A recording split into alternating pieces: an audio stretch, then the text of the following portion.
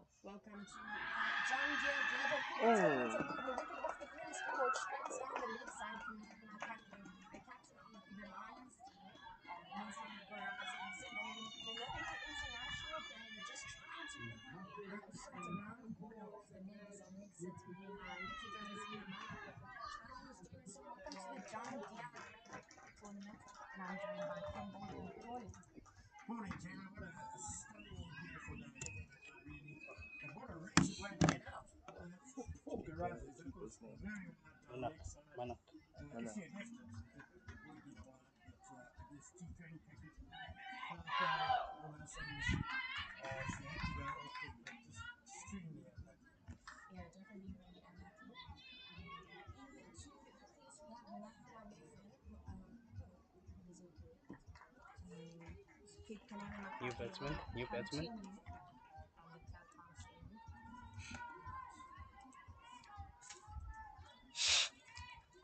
So it's a stunning day at Irene Country Club next to the golf course. And what a wonderful initiative this is. The John Deere Global Cricket Tournament, giving our upcoming and some of our top women's professional cricketers some action in the new year. They've been out of action for basically a month now. Yeah, this is a wonderful initiative by the Bada Advocates Thelma Mapugula. She did really well at the under-19 national league. Basically played in Cape Town. She was the SA Phillies team. She faced the first ball this time on the off stump and it's played out to point nil. Yeah, I think the Easterns team is a young one in general. They've been doing very well in Division 2 of the CSA Women's Competition, the T20. They've won all three of their matches so far. Ball played across the line and it keeps that wicket. Generally, it's a slide. Keeps it up and the Easterns players go for first single. Underway, they'll be happy to get off that 0 for 1 to make it 1 for 1 now. Yeah, and then facing the first ball, and they screwed off. A very experienced player, very good T20 player, 24 years old. And she's an unbelievable all-rounder. She's very economical off-spin bowler. And she can hit a really long ball, so she really one of the players who have the potential to be exciting in the next decade. Plays across the line, it's up, but lands safely. And good chance on, they'll come back for the second. Sokoloko will get that in from the deep mid-wicket boundary. Well, she lived up to your billing straight away there, Jenna. Not wasting any time. Didn't quite get full connection on that full shot, but comfortably cleared the infield. Reasonably big boundary here today for the ladies. Yeah, it's much bigger square than it is straight. We're sitting on the straight clubhouse end. We have a really nice wing. Playing hard off the batsman into the covers, but very well fielded by the Tabo beam into the cover. She did well there. That was well struck by Rudolph. She does hit the ball really hard. She is quite a good technical player. Keeps her head really steady and her freely through the ball.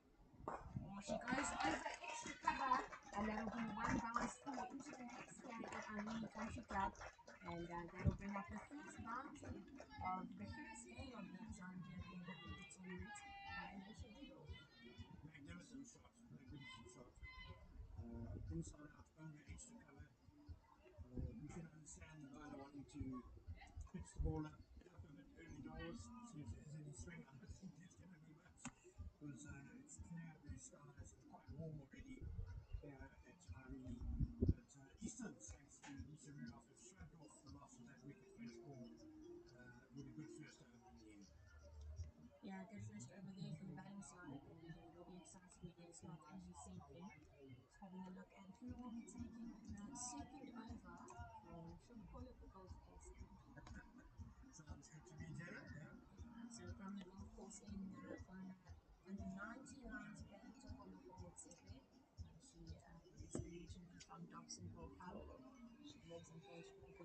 one of the more successful players in the school league in the Gauteng school in Pretoria. She's tall, she's skinny, and she gets a lot of movement both in and out with the ball.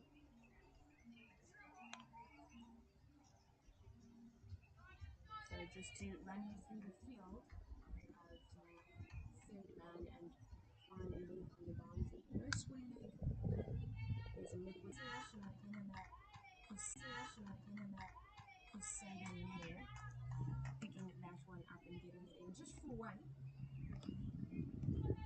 So nice to have a couple of Japanese internationals with us in this tournament. Japan, of course, a rapidly growing team in terms of women's cricket. And they have a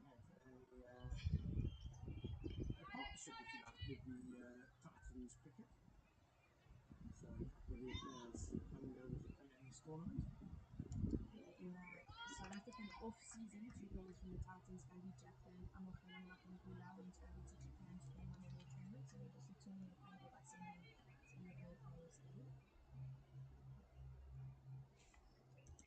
Second ball of the second over is Loka. It climbs out the left in the middle, and it goes out to the long on Faye Howling, the youngster there away from the boundary. Third man came into the league, and Loka went out for explosive opening batter for Eastlands, and she just gets through for that one. Good delivery, that's a bit off short. Well timed. She goes short and it's played across the line into that vacant square region again. But Captain Makake coming around and collecting that. Going through for another single. Good rotation of the strike so far in this over by the Eastlands players. Yeah, that scoreboard ticking over nicely now. Yeah, lots of energy on the field by the young Lions team. Lots of chatting.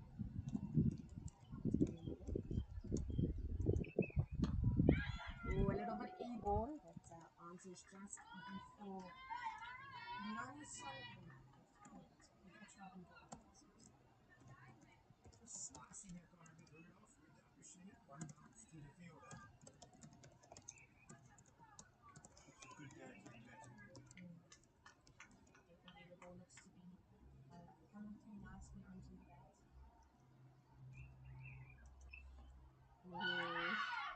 Back of a length outside the off stump, and Rudolph tries to have a big swing at that, but misses completely.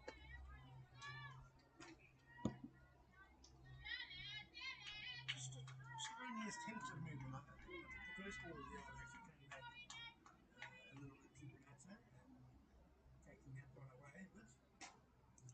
Across the line, but not able to get under the bat as I think she would have. It just bounces down and rolls to mid-wicket, and that will end the over off on a dot. And a better over than the first for the Lions team. Yeah, nice stuff there. Pretty much wicket to wicket. It was the one variety outside off stump, if you like, which Rudolph played a list at. Yeah, so 10 for 1 after 2, and the skipper Makake will return from the clubhouse here.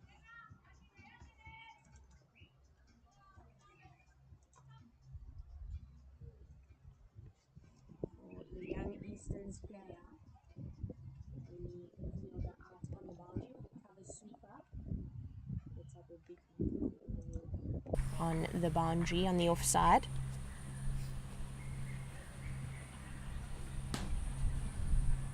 Oh, played hard across the line and just over the head of Faye Cowling at mid-on. The ball is rolling out and a big dive put in by the youngster Cowling, but the ball beats her to the rope, and that'll be the second boundary of this game, this time by Thelma Makubula. Yeah, Cowling would have been interested for a moment in a catch there, but it was just a little bit too wide of her. Valiant effort in the field. She went chasing after it. Makake, just if she can just bring her length back a fraction, she's tending to over pitch a bit, and the batters rather able to get under it. Oh, this time that off stump line is a lot better. She pitches it up more, and Makubula unable to get bat on that. Makake tends to bowl quite a lot of cutters into the wicket, so she is prone to drop it short, bowl a couple of half trackers in her over. But if she can pitch that up, those cutters will get off the wicket. That doesn't seem to be doing too much with the seam. And she does exactly that this time. It stays low and goes through to the keeper Manak, toe shin height. Yeah, there have been a couple that have gone through fairly low from both ends. Probably not great bounce on offer for the ladies today.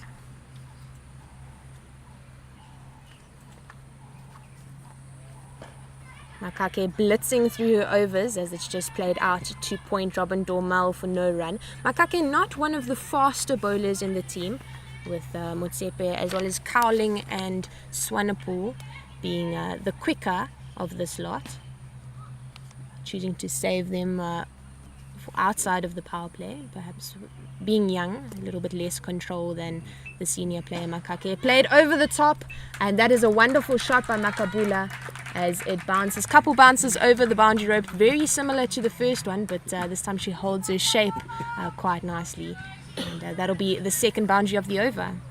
Yeah, Makake scratching her head after that delivery. It wasn't a bad ball at all. It was nice and straight. Again, maybe a fraction full, but certainly not a half volley. Sometimes you just have to give the batter credit and acknowledge that it was their day on that particular delivery.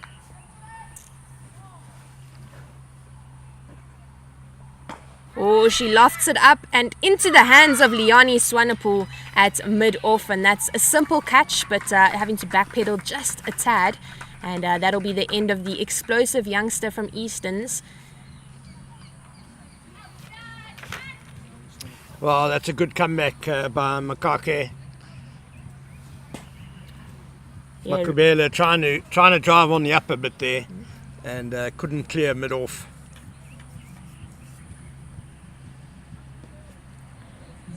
Just unable to get underneath it there on that occasion, and perhaps the cutter giving a little bit more bounce than it would have just on the seam.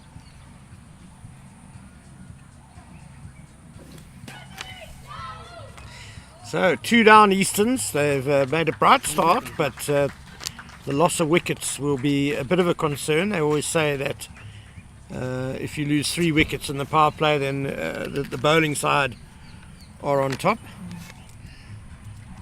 And I can remember current Proteas white ball coach saying, Rob Walter saying during his time as the Titans men's coach, some stat like 80% of T20 games are lost if you lose 3 wickets inside the power play.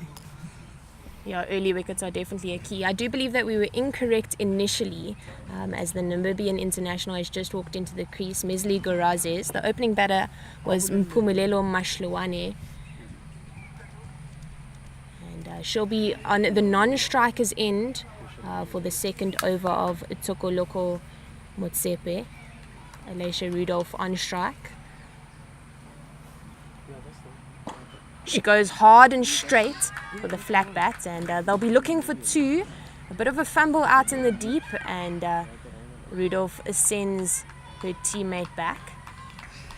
Another really beefy strike by Alicia Rudolph there.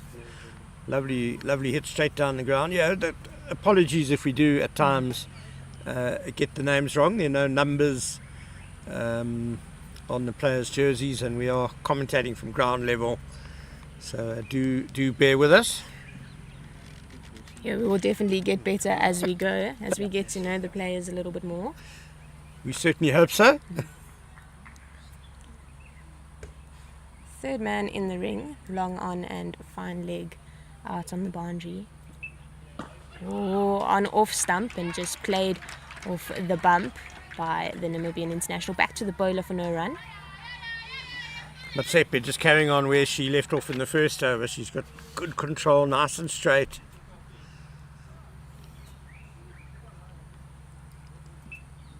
Oh, played off the back foot and cut through point. That's a wonderful cricket shot. She watched it onto the bat, played it late and found the gap between the third man who was in the ring and the point fielder, and she gets off the mark, Mesli Gorazes, with a boundary to her name. What a lovely shot that was. Beautiful cut shot, nimble feet, got into position quickly, and sweetly timed, and picked her spot as well perfectly. And that takes the Easterns team up to 22 for 2 in the fourth over. Oh, Motsepo drops it short, and that'll be another boundary to Gorazes as she plays a wonderful looking pull shot through that vacant square leg region. The Lions just unable to be consistent on a line and length at the moment. Well, I blame myself a bit there. I was just singing Motsepi's praises for her control, and she's gone with a shortish wide one, and now a really short delivery that was nicely pulled away by Gorazes. A couple of boundaries to get her underway. She'll be very pleased with that.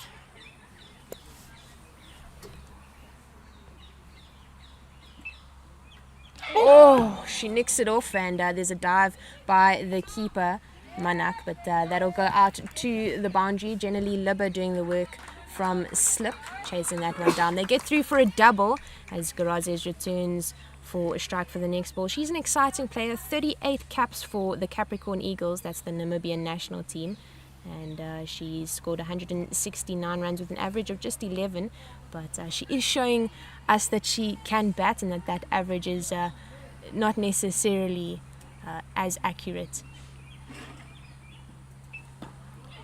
Oh, played with soft hands. They're looking for the quick single, but decide against it in the end.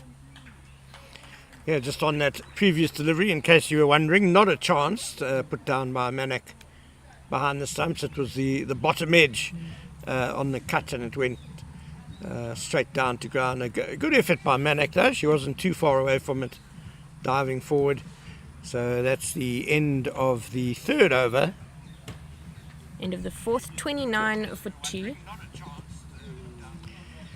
And just on those averages, a lot of them seem pretty low, but T20 cricket, of course, more about strike rate than average. Yeah, definitely change of bowling from the clubhouse end as Liani Swanepoel comes into the attack. An exciting bowler, one of the quicker of this Lions team. And she has a really good bouncer in her back pocket, so it will be interesting to see whether that comes out or not. And she's been in very good form lately in the under 16 week, which the Central Gauteng Lions won. Certainly someone to watch. Tall for 16 as well. Yeah, she is one of the key players for Noordheuwel Hoërskool. She bats and bowls for that team and often just trundles over the opposition with the ball. Yeah, I imagine she's a bit of a daunting prospect to watch, to face for her peers. Oh, it's full outside the off stump and driven straight to the skipper Makake at mid-off for no run. Still a slip in place for the Lions, and Swanepoel's 2 boundary riders are at long on and one down at third man.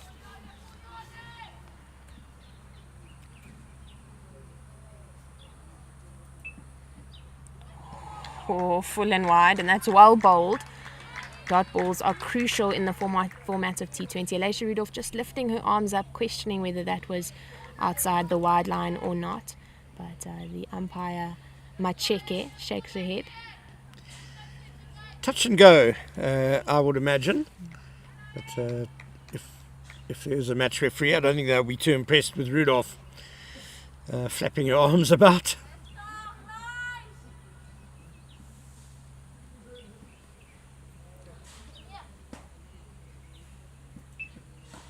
Oh, trying to go big, getting quite frustrated is Rudolph, but just getting the toe of the bat there and crashed into her own toes. That was a bit unfortunate. Lovely balanced run-up that Liani Swanepoel has. Yeah, she's a very athletic player. She's also part of the athletics team at school. She's an exciting long-distance runner as well. This time she pulls the length back a little bit, and it's played out with one bounce to Dormel at mid-wicket. Alicia Rudolph getting visibly frustrated here, as she has faced 4 dot balls so far this over. It's been good bowling by Swanepoel. That one coming off the splice of the bat.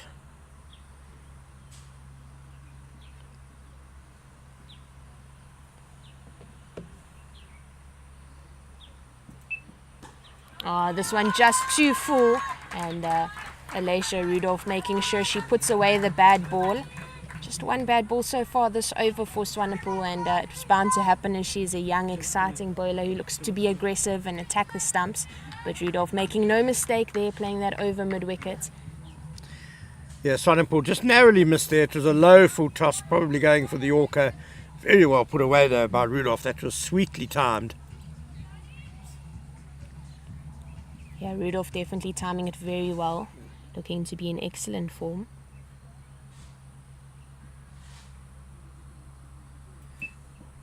Oh, slower ball, and it's cut out, just too short, and Rudolph had too much time. Got to pick where she wanted to play that, and that goes out to the point boundary for 4. Very impressive batting by Rudolph so far in this innings already. She's gone over extra cover off the front foot. She's pulled a couple through the leg side, and they're very nicely off the back foot behind square on the offside. 37 for 2 after 5, and the Easterns will be pleased with that. 1 over left in the power play.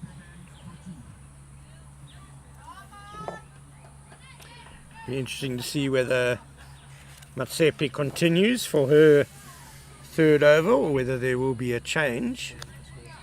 Looks like a change is going to happen. Yeah, Samantha Swanepoel from the golf course end, and she just finished writing her matric last year, 2023, and she bowls off spin, quite slow off spin, so it does put quite a lot of dart. She gives the ball quite a bit of flight. So just for those listeners who are like me, when Jenna says she finished matric last year, she means a couple of, a few weeks ago, I guess, yeah. Always get very confused this time of year. Yeah, but it is just a few days, I guess. Actual photo, yeah. Thanks, eh? Just getting our photo taken by the Titans CEO, Jacques Fall. He's running a wonderful tournament here. Global Cricket Tournament, the first of its kind in South Africa.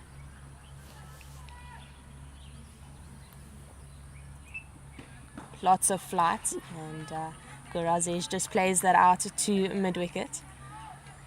Wow, that really was tossed up and then pretty much landed on a penny. So this is going to be an interesting challenge for the batters.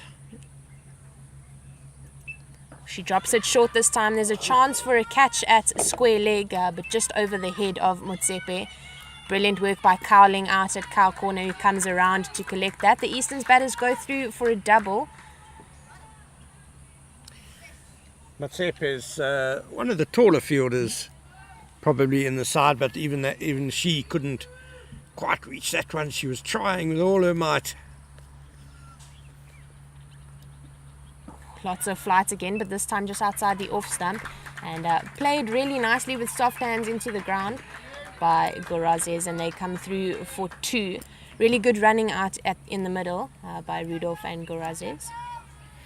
Yeah, I guess the danger when trying to play this heavily flighted off spin is trying to overhit the ball, and what Gorazes did really well there was just to stroke it nicely through the gap.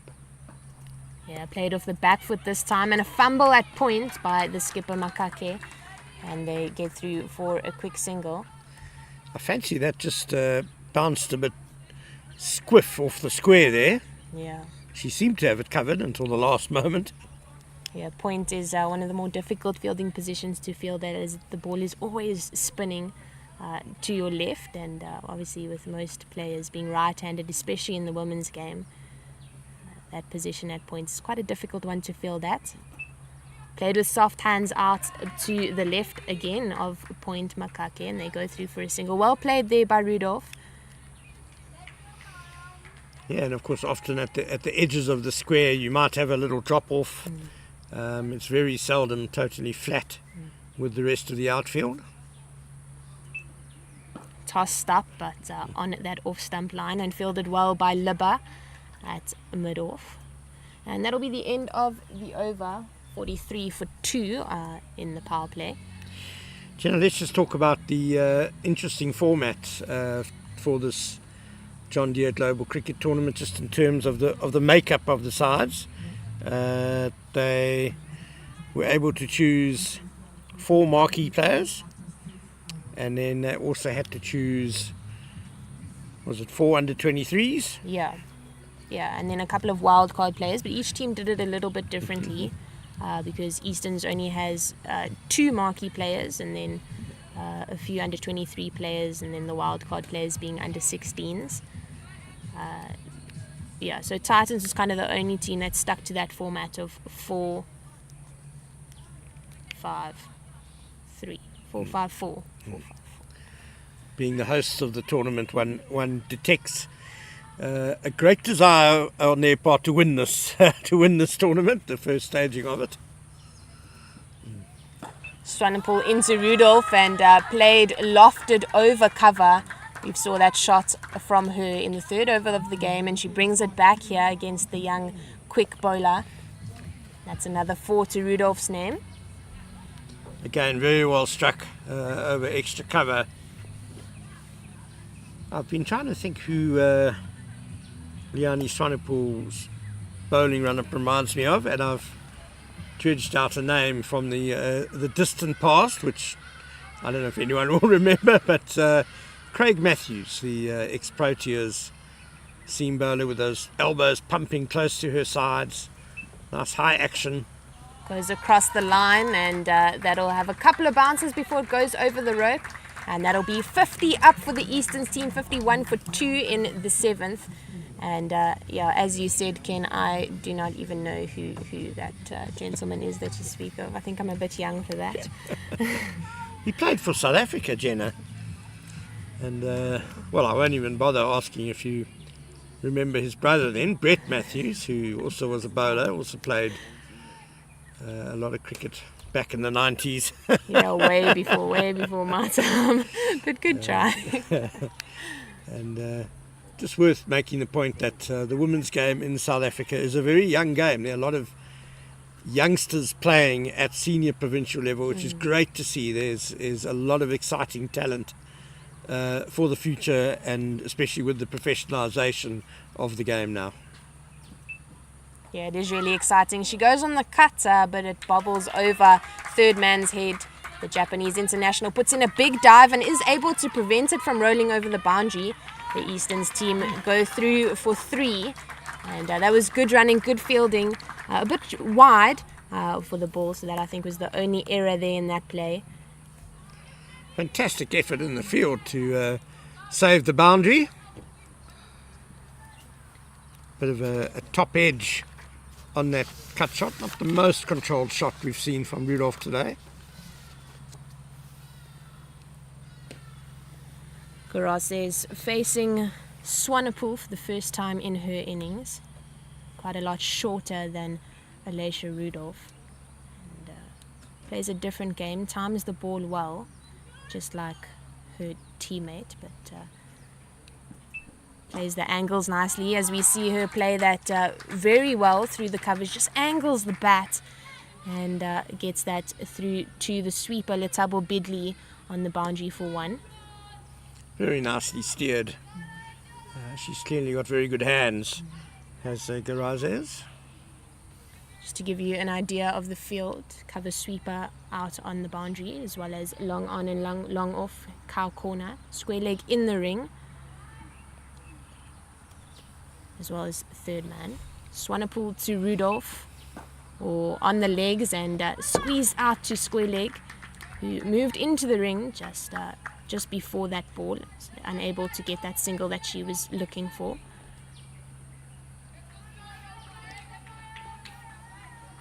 I would have liked to see her go straight for that one, and to try and get the single out to long on, but opting to play that across the line.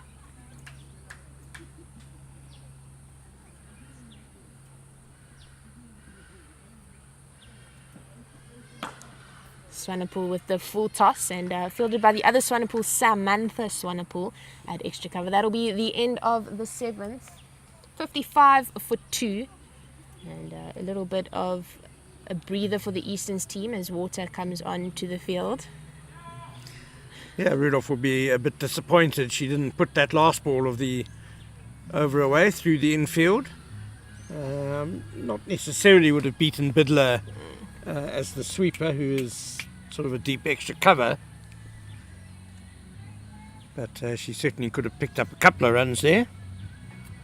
Yeah, she definitely could have. The one loose delivery there from Swanepoel being the full toss.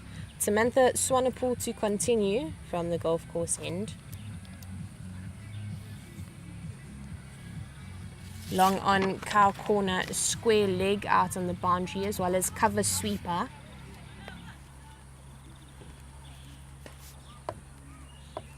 Point, a fine leg in the ring at a 45, short 45 position that we see a lot of off-spin bowlers have in their field.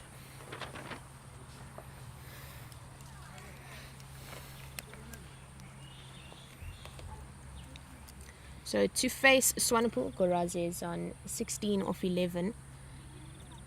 Goes on the back foot and plays this out to the left of point.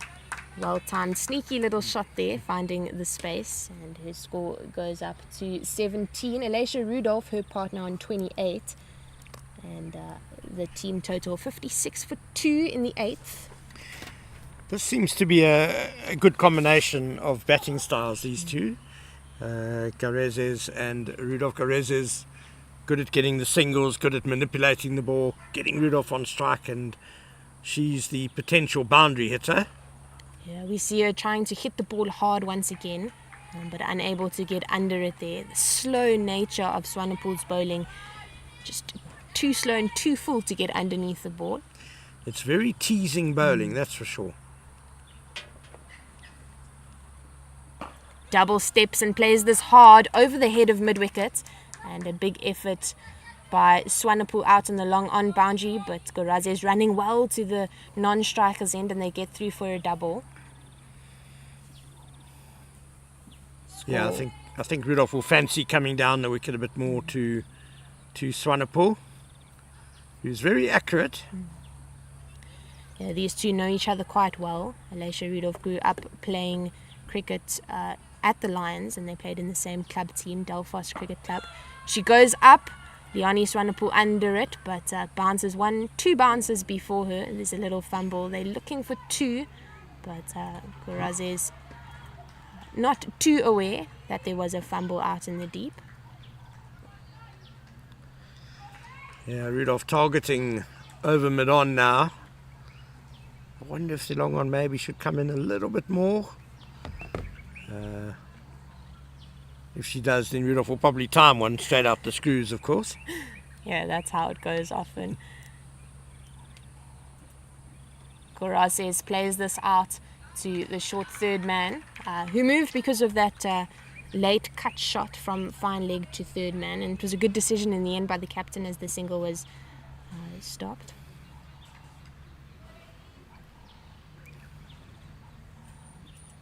Tosses it up and played through extra cover through the legs of the fielder. Robin Dormel, Jenna Libber on chase and collects that before it rolls over the rope. A really well-timed shot played on the floor by Gorazes, and they get through for 2. That's the end of the 8th, 61 for 2. Yeah, it whistled past Dormel, or through Dormel there. So nearing the halfway stage of this innings, going at a little bit over 7 runs and over. I guess 150, 160, does that seem a reasonable target for Easterns to go for, Jenna? Yeah, definitely reasonable. If the two batters at the crease at the moment continue to do what they're doing, perhaps explode a little bit more, then that's definitely on the cards. Well, for a young Division 2 side, Easterns have made a really good start to this global cricket tournament. Yeah, they really have. And with the Lions team being youngsters, most of them are still in school, they I know them from school cricket, a very explosive bunch with the bat as well. So there's a lot of potential for this to be a really even contest. As Swanepoel continues from the clubhouse end, long on, cow corner, deep square and cover sweeper. Third man in the ring, or when played across the line, Rudolph will get one out to long on. The fielding by Faye Cowling out on the boundary. Do you think Swanepoel's going to bowl out her overs here in the middle, or they save her for one at the death? I think they have enough depth in their bowling lineup to bowl her through. I suppose it all depends on how well this over goes, but it's played hard over point's head, and that's a wonderful shot by Gorazes. We were just talking about how she's so good at rotating the strike and giving Rudolph more balls to face, but she's just proven here that she's more than capable of hitting the ball hard and making sure that it goes over the boundary. Yeah, she's really getting into her work now. That was beautifully struck. Anything loose, she's certainly capable of putting it away, but also capable of getting the ones from the decent deliveries as well. So she's playing a wonderful little innings here. Played up and finds the top edge. Goes high, but the fielder out at deep square leg, unable to get under it. Yeah, she would have been in trouble if the fielder had been a square leg rather than being deep. Trying to hook from outside off stump, which is always a difficult thing to do, and with Swanepoel being so tall, there was steepling bounce there as well. Yeah, definitely this partnership moves up to 49, just one away from that half-century partnership mark. As Rudolph looks to go hard, a little bit of a dance down the wicket there, but misses completely, and Swanepoel looking really good so far besides the boundary delivery.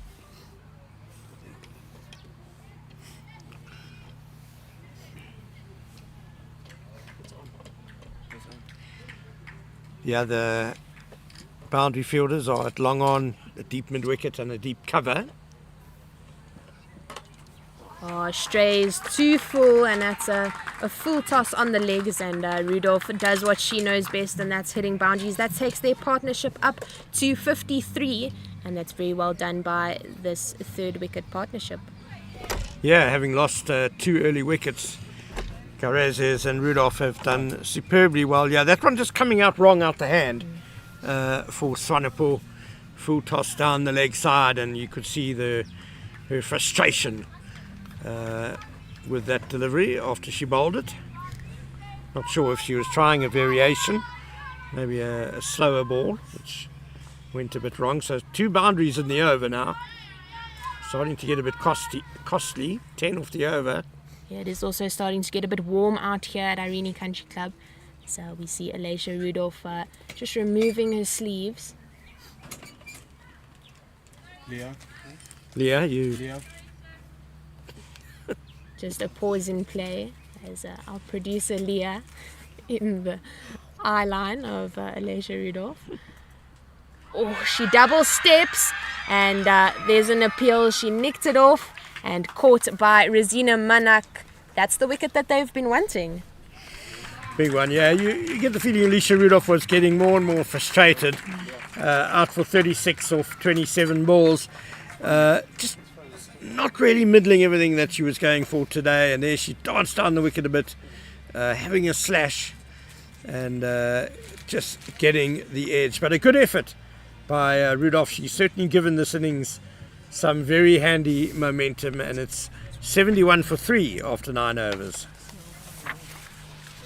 Yeah, after a good over for the Easterns team, just losing that wicket of their senior batter, Alicia Rudolph, who proved to be quite exciting so far on day 1 of the Global Cricket Tournament. And into the crease, Erika Oda, the international from Japan. She's 36 years old, and she plays for the Western Eagles out in Japan, their state side or provincial side that we know here. She used to play baseball. She's only been playing cricket for 5 years, and she got a bit tired of baseball, and so she Googled what the most popular sport was in the world, and cricket is second. So she chose cricket, and here she is 5 years later with 24 Japanese caps and 421 runs with an average of 20 and a strike rate of just over 85. She has a high score of 48, and she's quite a big hitter from the sounds of things. They've been practicing in the nets since they got here on the 24th of December. Yeah, they were guests of honour, if you like, at the Boxing Day test at Centurion, and I was fortunate enough to go out to dinner with the Japanese ladies. Delightful company, and just very excited about playing in this tournament. Yeah, Swanepoel to continue from the golf course end and cut out to point for no run.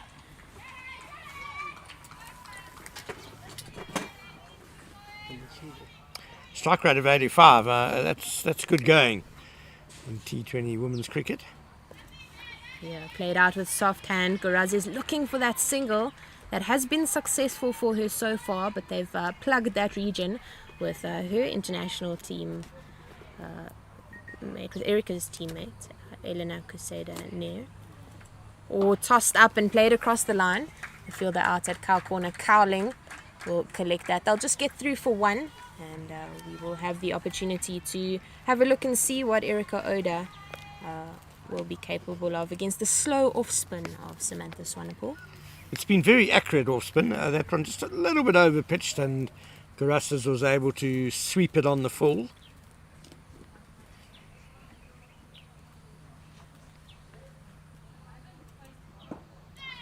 Defended confidently by the Japanese player, and doing the fielding for own bowling. Lots of energy out in the middle by the youngsters, the Lions. Pulls it short and pulled away by Erica Oda out to Cowling on that boundary. And it's just one of those days that I think just gives you energy. It's a beautiful sunny day. There's now barely a cloud in the sky, just some distant clouds to the north. The moon is still visible out around Fine Leg as we bowl now. Oh, too full and driven well by Gorases past the fielder, who's at quite a short extra cover, which is an interesting position to be at because the Easterns players haven't really chipped it up at all. But that brings the end of the 10th. 74 for 3. There will be a commentary change. I will be replaced by Emma Fenter.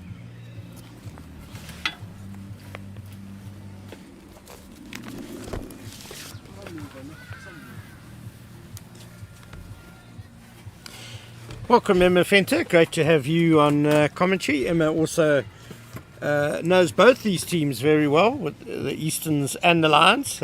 Players played a lot of cricket with and against these players. Who do you think is the happier of the two teams so far, Emma? And I'd just like to say good morning to everyone. I hope you've all had a fabulous 2024 so far.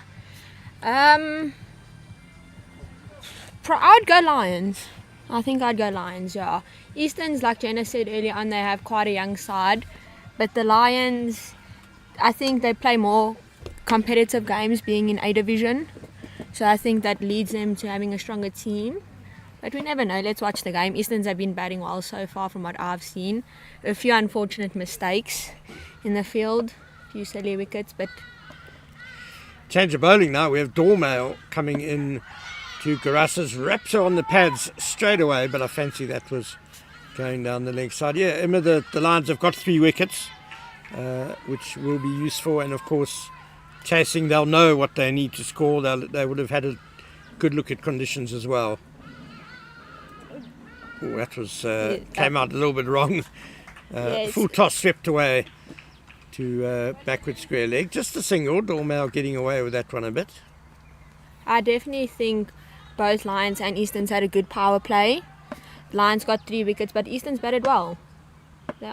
Truly they did. Yeah, that excellent partnership between Rudolph and Garasas, who's still there. Garasas 27 not out of 22 balls, and she'll want to take this innings as deep as she can as Oda prepares to face up to Dormail for the first time. That's nicely bowled. Also, good ball. Lots of flight by Dormail. She's a tall bowler, and it's quite useful for a spinner, isn't it? Yeah, I've played club cricket with Dorma and she's a very aggressive bowler. Again, just slanted down the leg side a bit, clipped away. Will they come back for 2? Because deep back, a bit of a hesitation. And thankfully Oda was very determined to run back to the danger end. A bit of hesitation by Garasas, but there was always 2 on there because deep backward square really had a long way to run. Yeah, and also it's a very long boundary down on the square.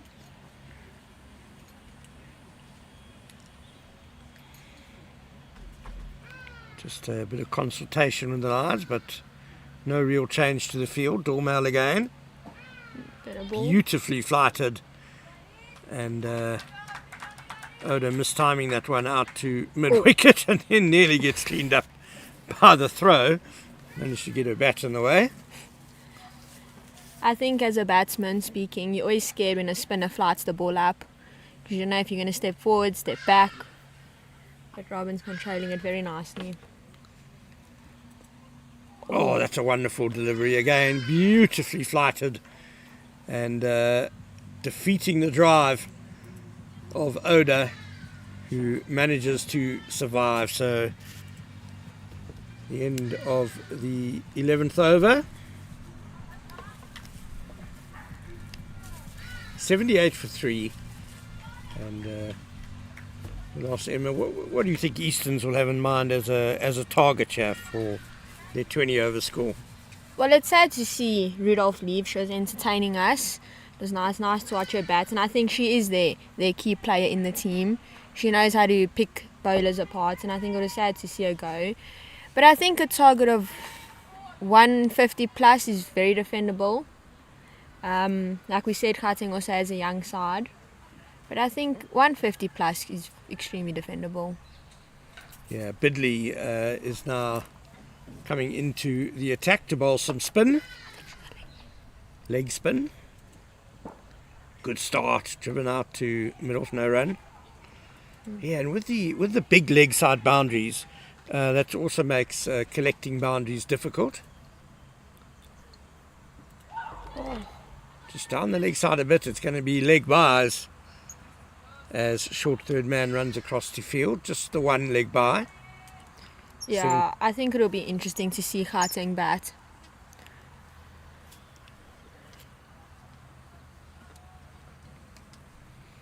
Yeah, Gauteng certainly have some very informed batters in their team today. Beautifully swept away, sweetly struck! But it was a valiant effort. And she's prevented the boundary. Deep square leg, yeah, very nearly a catch. She moved well to get there, but then unfortunately couldn't take the catch. But as you say, Emma, preventing what looked to be a boundary when it came off the bat. Great fielding from the Lions.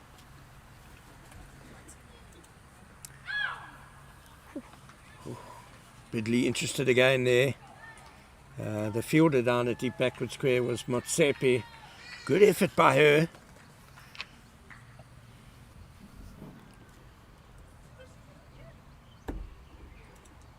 And now straight up in the air. But it's gone Mid-wicket's right up in the under. air. Steepler. No, it was not to be for Swanepoel. That was a really testing catch off Garasas.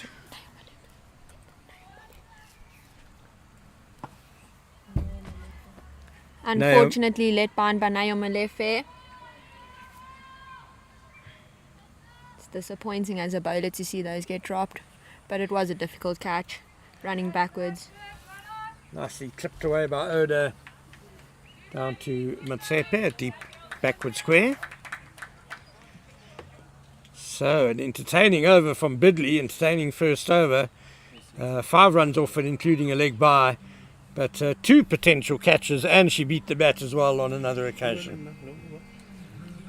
Yeah, definitely an interesting over. I think if Lions took both those catches, it would be a complete different game. But both, I would say, from our view, it was very hard catches, especially the one down at deep square. Absolutely, they both would have been really, really good catches if held. But one gets the feeling that Easterns are starting to put down the accelerator now, and It'll be interesting. Do you think Bidley, with her leg spin, is she going to bowl four on the trot now? Well, I'm hoping she does. I've played cricket with her, and she's a very aggressive bowler. She wants to be in the batsman's face, and she wants wickets, and she changes it up a lot. That's a very nice sweep shot by Oda. She'll only get one for it though, to the deep backward square. She goes to 6 now. Total 84 for 3. We're into the 13th over. And spin at both ends from the DP World Lions. That's beautifully tossed up. It's good bowling from Robin. Much better than her first over. Well above the eye line of the batter, which always makes it difficult to assess the flight. That's an edgy drive. There's no third man, so backward point is herring after it, and they will get 2 runs. Carassus will go to 32 now off 28. Yeah, like you said, Easterns have taken a bit of a back foot on the aggression, but they are trying. But with Gauteng, they've been bowling well. They've been aiming for their fielders. That's straight to cover. Yeah, I think this Lions tactic of 2 spinners in these middle to late overs could be very effective. Dormel in particular looks difficult to get away. Bidley as well in her first over. That one is swung away. Just evades the fielder at deep backward square leg. And a much needed boundary for Easterns.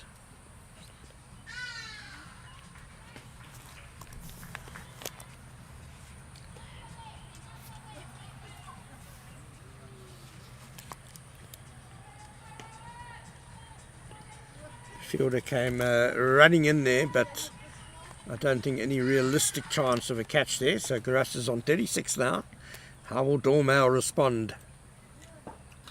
Much the same way as she has all along. Beautifully flighted, and Garas just defends. End of the over. Yeah, like you're saying, I think bringing on the 2 spinners, it's smart from the Lions, because now it's hard to generate pace on such a big field. And then to try and go over the top, you're creating more opportunities. Like we saw in Betty's over, there was 2 drop catches. Definitely a smart change from the Lions. Yeah, I fancy there could be a few more chances coming. As Easterns, they have 7 wickets in hand, so they're going to be trying to maximise that in the last 7 overs. They'll be batting very aggressively. Chances will come, no doubt, as Bidley will continue from the golf course end. She's just sending her deep square leg a bit more behind square. Oda will have strikes. She's on 6 off 9 deliveries. There's a deep extra cover in a bit from the boundary, which seems sensible. Long boundary out there. Yeah. Here's Bidley. Oda, good intent, but she couldn't beat the fielder at extra cover, who's a bit closer in on the ring. Okay, and she beats the Keeper's batsman there, chasing it down. does Bidley. Bottom of the bat.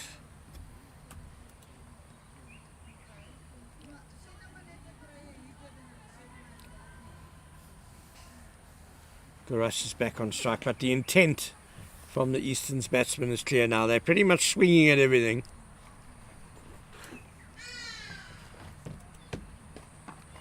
That was flatter, nicely chopped away into the gap by Garas for a single.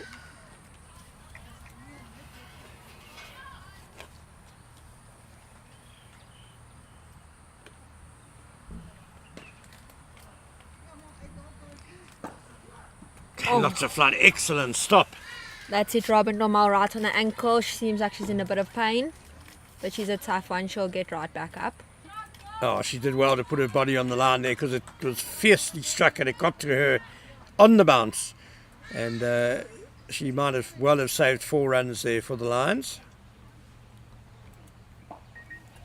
Swung across the line. smeared around the corner. Fumble in the field, but they stay for one.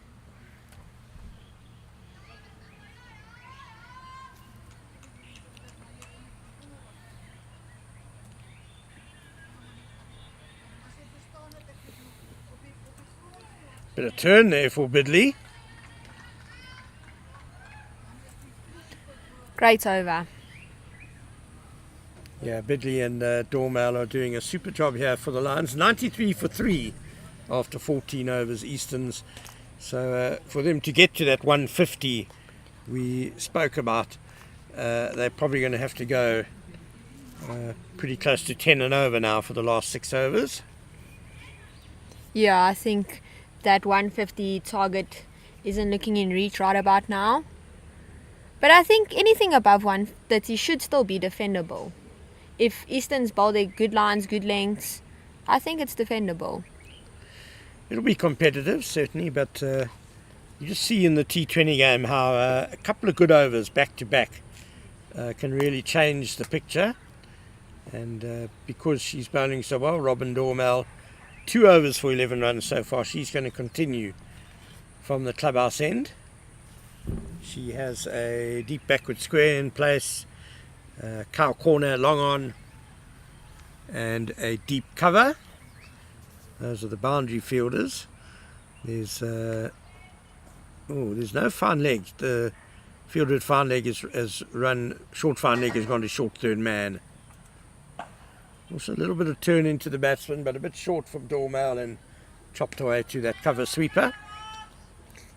I think if she keeps her line outside off, there is no need for a fine leg. But if she strays down, then it's inevitably 4 runs. Absolutely, it will require control. Up in the Across air. and hits. It's over extra cover and a few bounces and over the boundary it goes. Wonderful strike by Gorasas. That is a fantastic shot. Nothing screams technique like hitting it over cover. It was interesting that Gorasas stepped across outside or something, almost seemed to be shaping to hit it leg side, but adapted well when it was full outside or stump and beautifully hit over mid-off.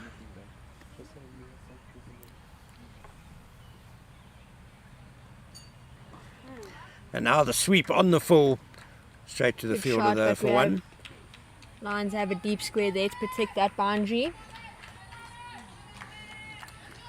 Gorasas now on 42 off 35 balls. She's been busy from the moment she came to the crease. And what a good innings it's been. Oh, Oda getting into a bit of trouble there. That was runs to be had there, as you said earlier, Yeah. Emma. If she strays on that line, Dormo, with no fine leg. I think she just stepped to the wrong side of the wicket. She went back instead of across. And now the big slog sweep. That's going to That be in is the a gap. great shot. 1 bounce 4. I think Robin might be over pitching here a little bit.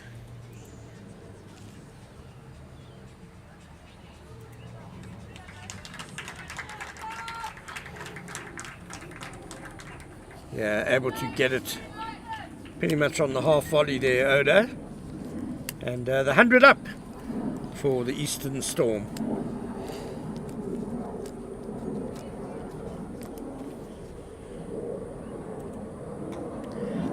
Quicker and dragged her length back a bit, but Oda has still managed to cut it away for a single. So that ends a good over for Easterns. They go to 104 for 3 as we go into the last 5 overs. Yeah, they definitely need a lot more overs like that.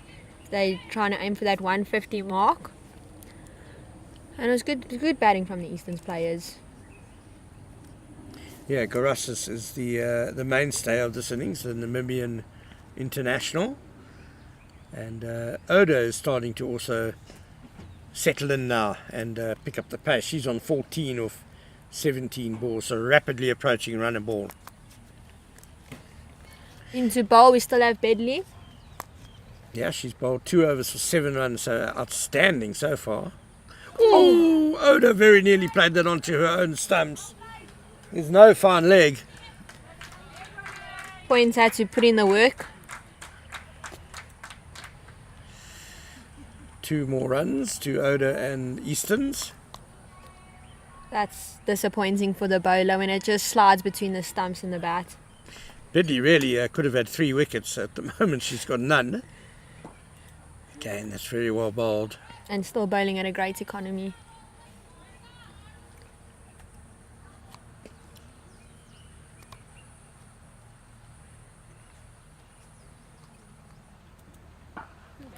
That's nicely struck. It's not quite going to reach cow corner.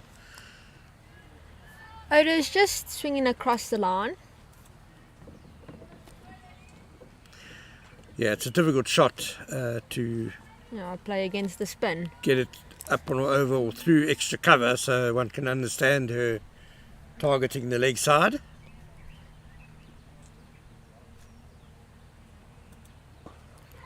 Straying a bit wide Nicely there. struck. I think Deadly. that's going to beat But the batsmen's dominate. the fielder out in the deep there. Very nicely struck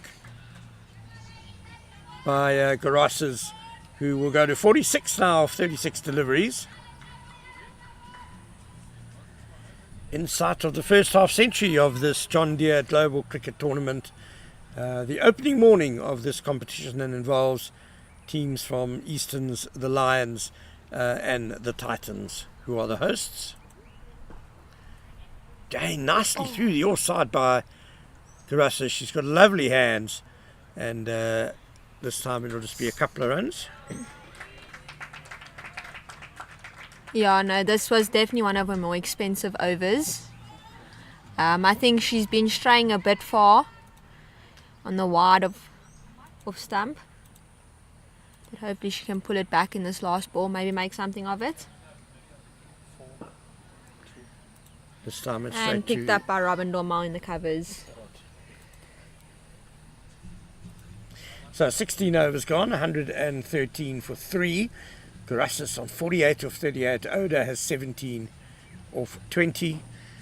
And Robin Dormail has got 1 over left. There's just a bit of debate amongst the Lions leadership group about whether she should finish now, or no doubt she'll bowl that 4th over, but there could be a bit later.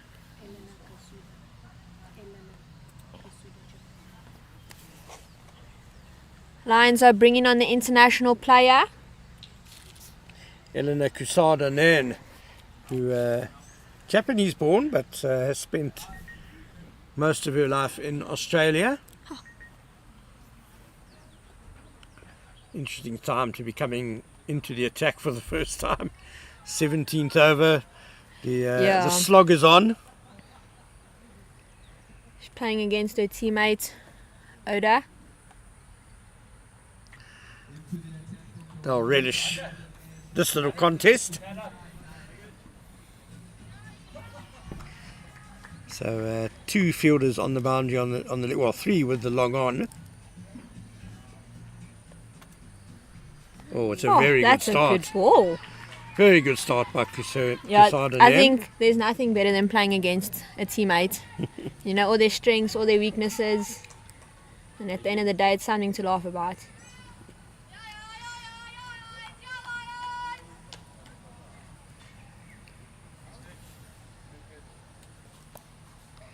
So just a slight adjustment to the field on the offside for the Lions. Short third man coming a bit finer. Oh, Well struck, evades the bowler, but not the deep mid-off, just a single. yeah, no, that was a great shot from Oda. Straight down the ground past the bowler. You have brothers or sisters, Emma? Yeah, I have an older brother. And no doubt very competitive backyard cricket games between the two of you. I think that's the standard in having an older brother. Nicely driven by Garosses, but she can't beat the field. Sam Swanner pulling cover, picking it up nicely. It's a very flat field, Archer. It's a very quick field, which I think as a batting side you always like a fast outfield. Absolutely beautiful ground this in the beautiful Irene area. Oh, it's Well, Garassis should have got that one away. It was a wide half volley, which she missed.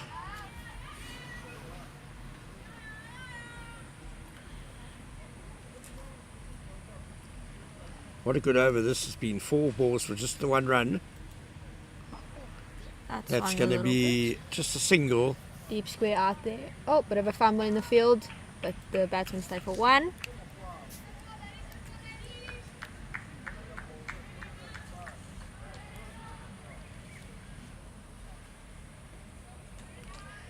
Right, Casado will be looking to finish well here.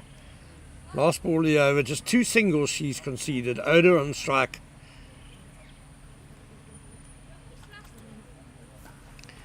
Nicely cut away, and she's beaten the infield.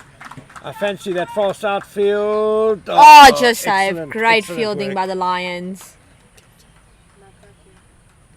Makake doing great work there. She never gave up, and she has saved a couple of runs for the Lions. So that is the end of the 17th over. 117 for 3. Oda goes to 20 off 23 balls, and Garassis has struck on 49 off 41. Yeah, the Lions captain definitely leading the team. That great fielding effort.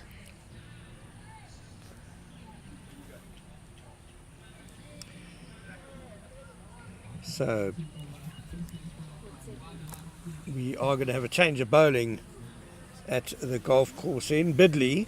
3 overs for 16, although her last over went for 9, and because of that she's been taken out of the attack, and Matsepe returns to take the ball. 2 overs for 14 so far. She bowled very nicely up front. She did.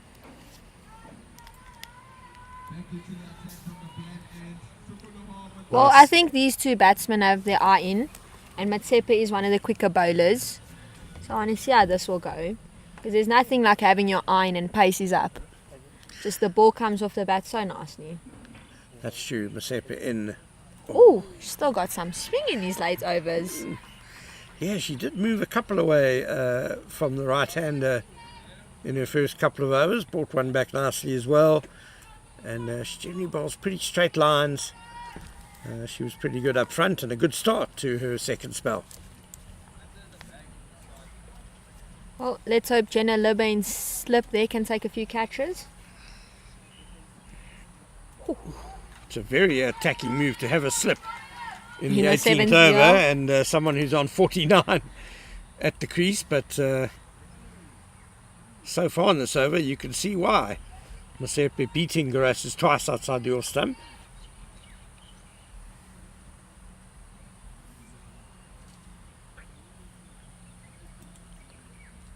It's just And- slipping past Garassis' bat. Yeah, 3 times in a row. She's a bit late on it. That little bit of extra pace from Matsepe. And that little bit of extra bounce.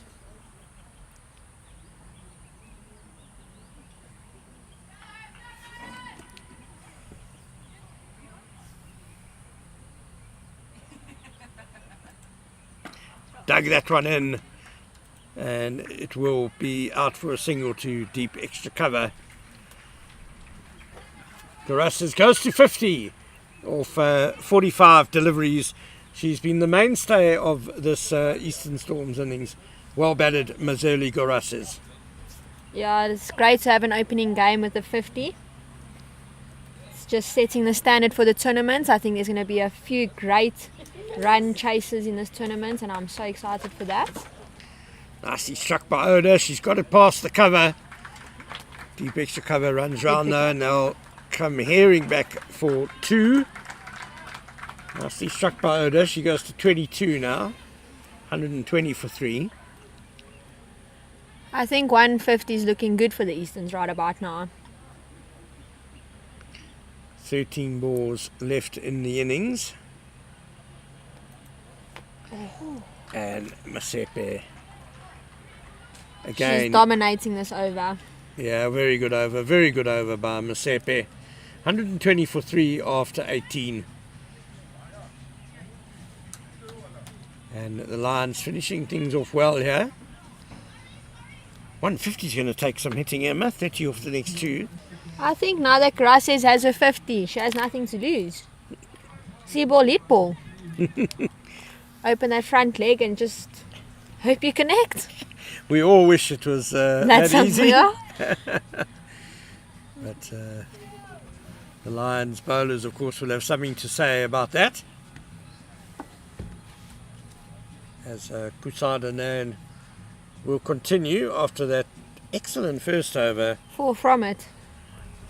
It's great economic stat she wants in T20 cricket.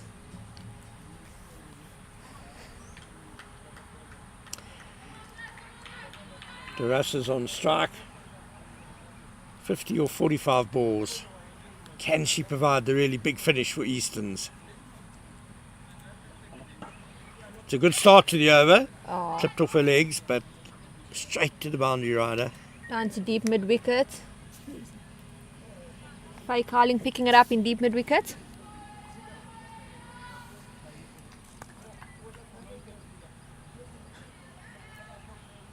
Bit surprised that Faye Cowling hasn't bowled. She did win all-rounder of the week at the under-16 week recently. That's Oh, nicely she's also cut. by very Oda. good bowler.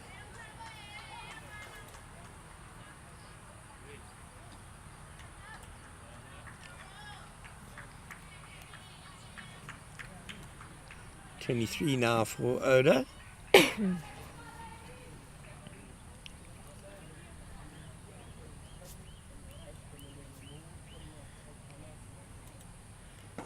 Straight up in the air. Graces Long on comes running in. taken. Excellent Jenna catch. Lubba straight in the hands. Graces goes. Excellent catch by Jenna Luba. But the end of a fine innings by Mazeli Garasis, heading out to the penultimate over, but unfortunately could only send that one straight up in the air, and a good catch running in from long on. Yeah, she should be proud with herself. That was a great innings. Oh, 51 then off 47 balls for Mazeli Garasis.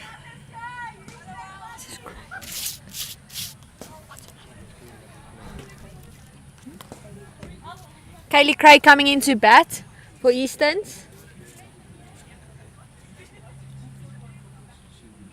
The captain of the Eastern Storm team. And I'm pretty sure she'll be wanting a few more quick runs for Easterns. 122 for 4, 9 balls left in the innings. If they could try and get it up to 140. Yeah, I think 150 is not looking too good right now. But hey, cricket's one of those games you never know what could happen. Yeah, certainly the Lions applying the squeeze in those middle overs after the halfway stage. Yeah, I think there was a bit of a drop in the energy in the Lions field, but after that, I think they're going to push for these next 9 balls. Yeah, Easton's lost their third wicket at 71 after 9 overs. So the next 9 overs have only seen 51 runs scored. Oh, this is beautiful Great bowling ball. by Kusadenan. Very difficult to get away. Yeah, she's bowling good lines and good lengths. There's not much you can do with a ball that straight and full. That was a big full toss that Craig couldn't put away.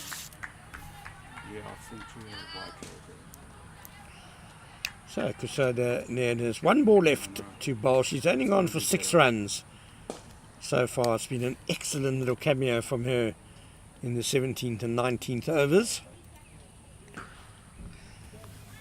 That's nicely played by Craig out to That's our ball. deep cover. Just the one despite the misfield. And that ends the 19th over. 123 for 4 Easterns. Yeah, I think the international player, great bowling performance. 6 from it, 1 wicket. Nothing you can do about that. yeah, perhaps it required a bit more innovation and trying to manufacture something, which is easier said than done. Garasses had 50 to her name and she tried to do it and came off second best. So all credit to the bowler there for her excellent 2 overs. As Motsepe now will finish up at the golf course end. 3 overs for just 17 runs, and she will be bowling to Kaylee Craig. Slip still in place.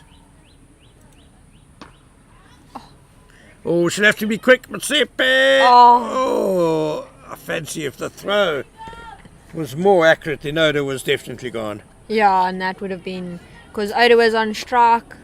It's sad to see your in player go in the last over. That's when you want your in players to be in. Yeah, you could understand what Craig was trying to do, trying to get Oda on strike, but Yeah. that was definitely not the right delivery to try and do that.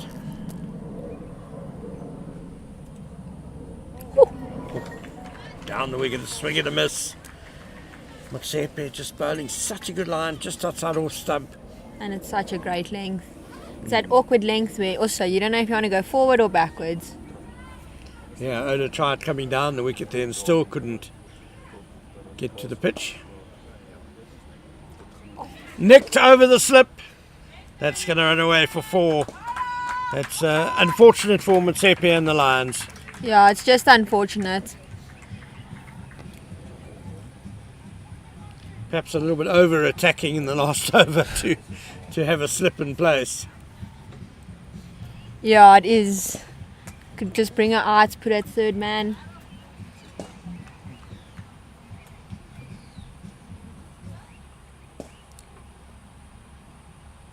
And she's bowled him. Bowled What her. a great ball. Yeah, Oda goes swinging across the line. 27 of 28 balls. Good innings from the international player. Yeah, but Motsepe's brilliant line and length, just getting the better of Oda. She had to try and manufacture something, swinging across the line and clean bowled. Good contribution though from Oda, 27 off 28 balls. As Ashley van Wyk will come to the crease. She's one of Eastern's younger players. 2 balls to go. And Ashley is on strike. She much of a boundary hitter, Emma? I'm not too sure. I've played with her a few times.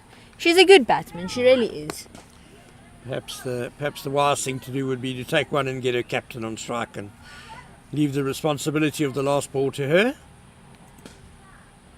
In this situation, I'm planting my left leg and swinging for the heels. Just a little bit too wide there from Motsepe. It's been a great bowling performance from the Lions. I haven't seen too many wides given. Yeah, very disciplined. And Easterns will end there. No, there'll be one more after the wide. It's a single to mid-on. Yeah, especially the second set of 10 overs has been particularly impressive by the Lions. Spinners Dormal and Bidley came on to good effect, and then Motsepe closing very well here, and Crusada 9. Oh, great innovation by Kaylee And they'll Craig. end with She'll a single. just get a 1 though. Oh, she could have just got a little bit more bat onto that one, but a good effort. So Easterns will end on 131 for 5, target 132. Emma Fenter, I think it's a competitive score, but Lions probably maybe just slight favourites at the moment. Yeah, well, like you said, when Betty and Dormal came on, they had that dry spell. I think to reach 130 after that 6 over dry spell, it's a great score. But we'll see how Lions take it on, and I'm excited to see how they bat. Yeah, so that 131 by Easton's built around a half century by Mazurli Garasses. She made 51 or 47 balls. She had a very good partnership up top with Alicia Rudolph, who scored 36 off 27. And there was a very nice contribution as well from Erica Oda, who made 27 off 28. Lions bowling, well, the spinners Robin Dormail and Dorata Bidley were both very impressive, and the bowling at the death, Motsepe and Kasuda Nan also doing a great job. So join us, we'll be back in a little bit under 10 minutes for what should be a very exciting chase by the DP World Lions.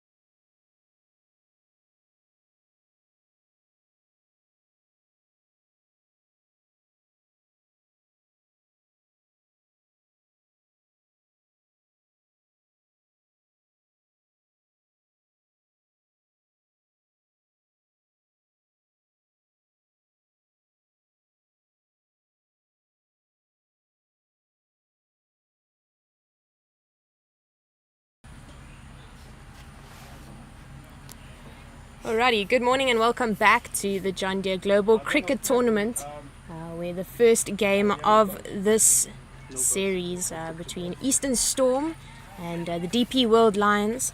Good start by the Lions team. They got a couple of wickets in the power play, but the excellent batting with a partnership of just over 50 by Leisha Rudolph and Mesli Garazes, with Garazes getting 51 of 47, took their team total up to 131. So a steep chase for the Lions, but coming out to the crease, Robin Dormel, or Faye Cowling to open the batting, and Neo Malefi. My name is Jenna So and I'm joined by Emma Fenter. Hey Em. Hello guys. Hope you're all doing well. Hope you enjoyed watching the first innings. I know I did. Jenna? Yeah, I definitely did. A lot of exciting cricket. There were some creative shots. Mesli Gonzalez, Garazes used her feet really well. Quite a creative player. There were a few really well executed technical shots over extra cover, which I think, as you said, that speaks true technique. So a really exciting start by Easterns and a good bowling performance. Quite a disciplined performance by the Lions. Didn't bowl too many extras, just one or two, and then the odd leg by here or there. But overall quite controlled. To start off the innings, Eastern Storm, Michaela Edwards from the end. Quite a slingy action, and that's just outside the off stump and left alone by the youngster.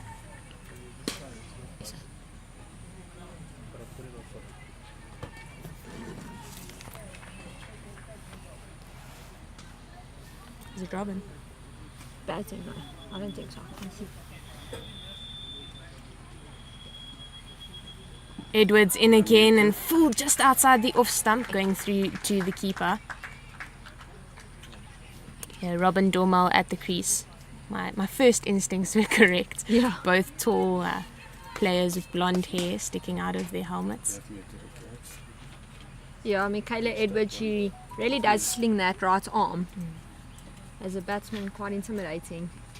Yeah, definitely. This one, she just pulls too far outside the off stump, and it's called a wide by the umpire, Macheke. Yeah, I think with that action, it's common to pull it outside, off. Yeah, the point of release is really important with such a slingy action, and if it's a little bit too late, then it does go with the arm outside that wide line. Just through again, and second wide for the over so far. Slightly disappointing start, as we said a little bit earlier, that the Lions were so disciplined in the way they went about their bowling, and looks like a complete opposite start here from the Eastern Storm team. Yeah.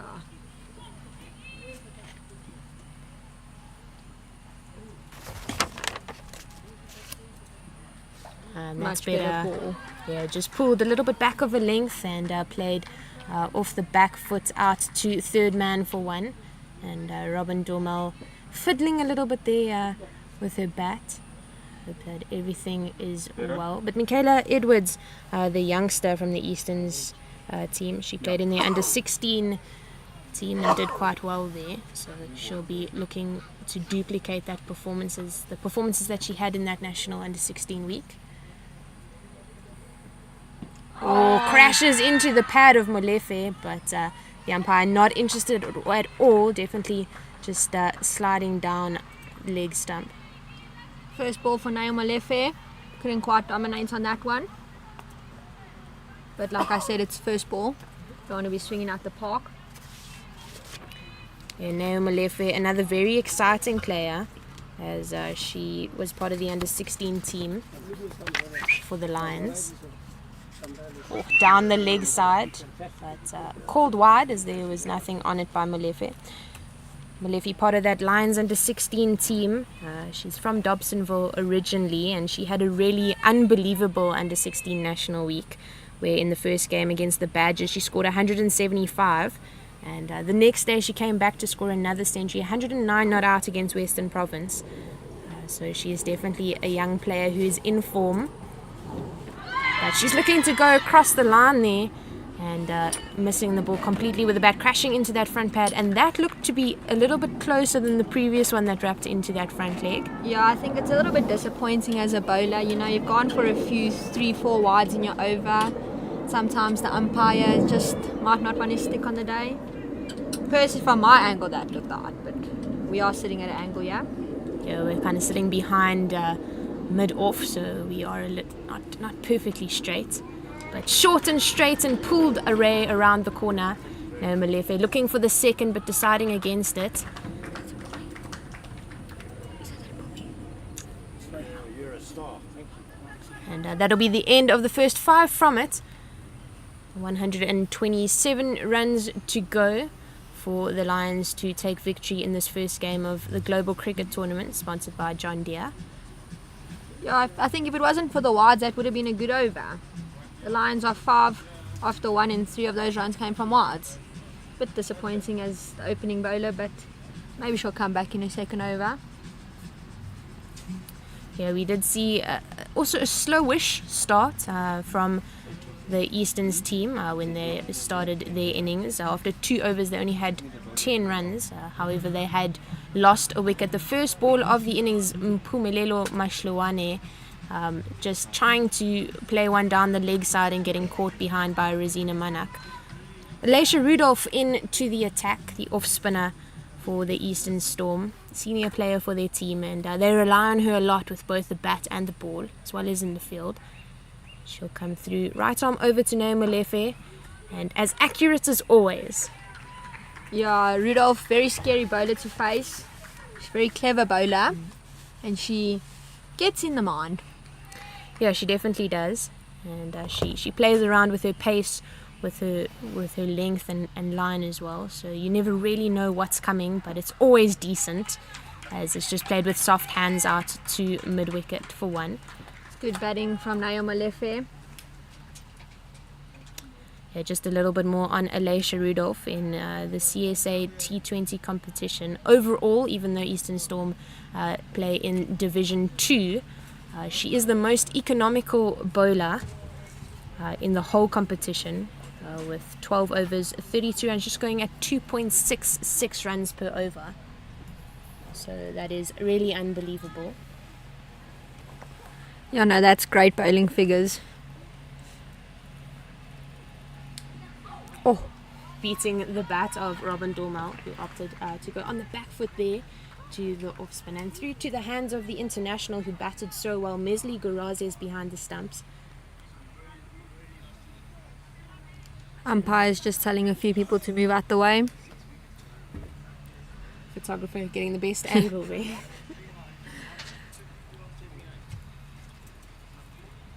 Halfway through over, and she bowls a really full one just outside the off stump, and Robin Dormal just dotting it down, squeezing it out.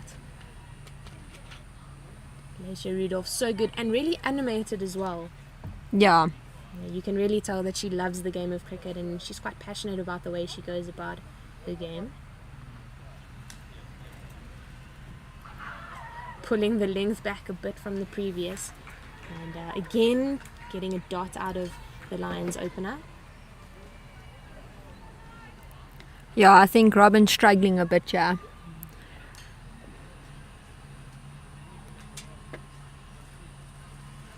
Pulls it short and she goes straight over the bowler's head, but collected by Peyton Coppin. It's a direct hit, and Robin Dorme unable to make her ground, and that was a very good throw, by Erika Oda, the Japanese international player, at mid-off, and that'll be the first wicket for the Eastern Storm team and the end of Robin Dormel. Yeah, and I think that was just great cricket all round. Personally, I think it was a decent shot. Robin tried to create something. Erika Oda picked it up, directed it onto the stumps. It's just great cricket all round. Yeah, really good piece of fielding, and I think it's difficult with a bowler like Alicia Rudolph, because you try and create something that isn't there, because she's so good at what she does. And had I been in Robin's position there, perhaps just protected the over, saved my wicket, tried to play with soft hands there. I think she got a bit frustrated with the few dots that she had faced prior to that wicket delivery. Yeah, I think from young you always taught the good bowlers come on, just block them out. I mean, in a T20 they can only bowl 4 overs max, and it's not like they're going to get 24 dots. Yeah, definitely not. But at this level, it does play a bit in the batter's mind. Do I defend and see the bowler out, or is there an opportunity for me to get a maximum? Yeah, and I think 131, it's not a huge target, but you still can't dot out every single over. It is more than one a ball. And dot balls in the game of T20 cricket are vital. And that is why Alicia Rudolph is so good, because she just gets those dot balls over and over again. That's the end of the second over to the crease. Rosina Manak. And she'll be facing the youngster Michaela Edwards from the clubhouse end.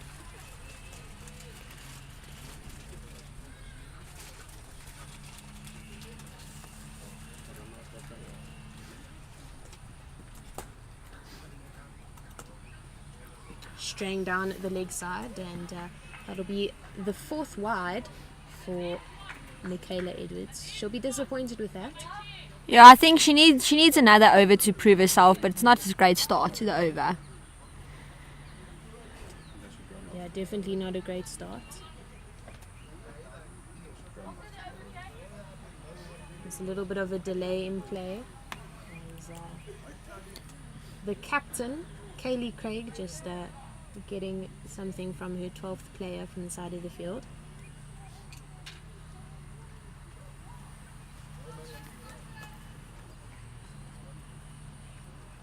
Rosina Manak she'll get another wide, and she'll be watching the ball closely and making sure that she gets her eye in, with no trouble there from the bowler. Yeah, it's a bit unfortunate from the bowler, because Michaela Edwards, she is a young player, and you come on, open the bowling first game of the tournament, there's international players in your team, it starts to play on your mind eventually. So I think the nerves have just got the best of her.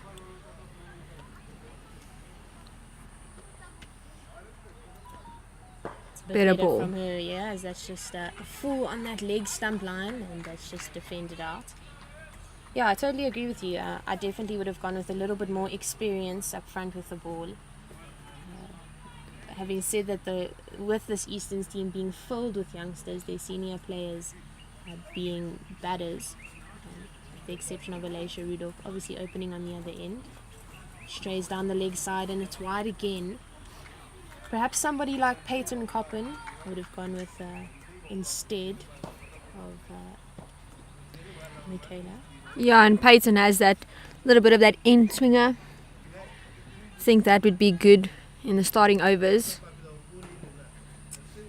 Yeah, definitely. The balls that she's bowled have been decent, obviously, with the exception of the wides. Yeah. There's a lot of potential. It's just about the consistency and the control that she hasn't been able to get just yet. She's changing her action, right arm around the wicket.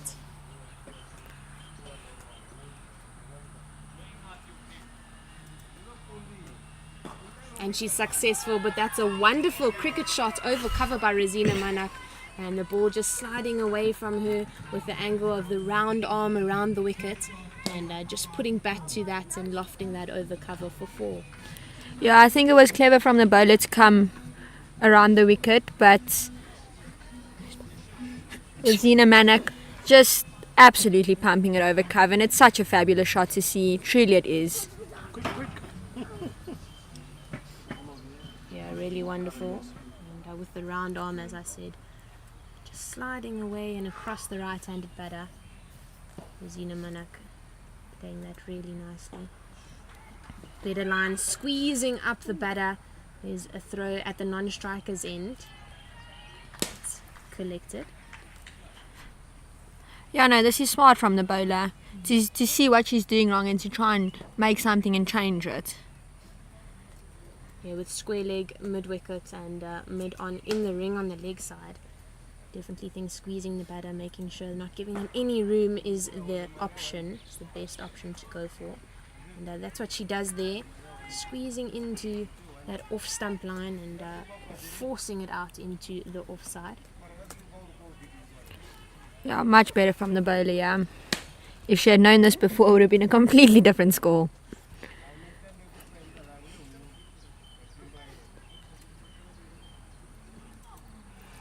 Goes down the leg side, but Manak gets bat on it, and a wonderful catch by Gorazes, the keeper, the Namibian international keeper, and a big dive to her left, collecting that in the left glove.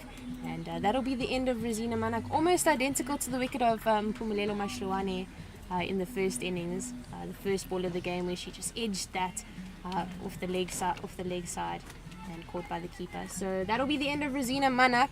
She scored 4 of 4, that 100 strike rate, but her wicket falling will bring Faye Cowling to the crease. Yeah, I think it's just disappointing to get caught behind the legs, because you know it's down leg, it's free runs, fine legs in, but it's a great effort from the keeper. Bad ball, but it should have been punished, but it's unfortunate. She got the wicket in the end. And I think Easton's also off to a good start. She had 2 wickets down. Yeah, a very good start by the Easton's team, and it's just showing the international quality there by Mezali Gorazes. We saw her play some unbelievable cricket shots when she was batting a quite controlled innings at score of 51. She was caught in the end at long on, but just the quality and the standard of that international player, that catch was low and far to the left of her, so she did really well to get hands to that.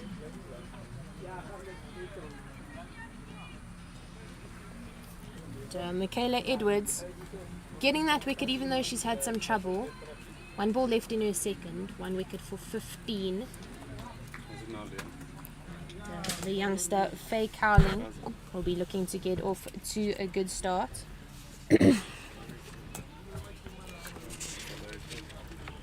Just 16 years old. As Ken Borland said earlier, she was named as all-rounder of the tournament at the Under-16 National Week in December 2023. And she goes on the back foot and plays this through the covers. Beats Leandre Bentley, and that'll roll out, but she manages to get it in, and they go through for the double.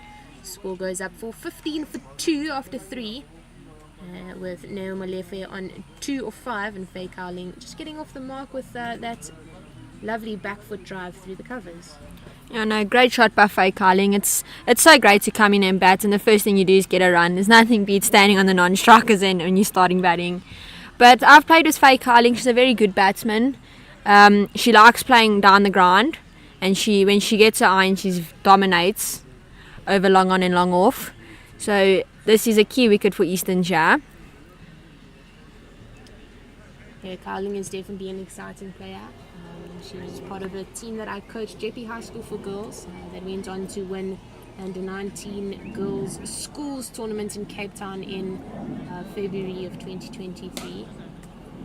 She was one of the top bowlers in that tournament. So we didn't see her bowl today, but she's very capable with both bat and ball. Flighted up, played well into the covers, but Molefe not too keen on looking for that quick single.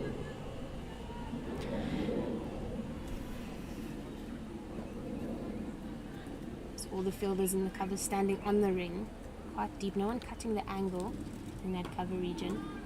But, Rudolph, so accurate and so consistent. No, it's great bowling from her. Like 1 over gone, and she's only gone for 1 run. That's someone I would want in my T20 team. Or a little bit shorter, and played on the up to mid-on, but bounces just before the captain, Kaylee Craig, and Alicia Rudolph creating chances.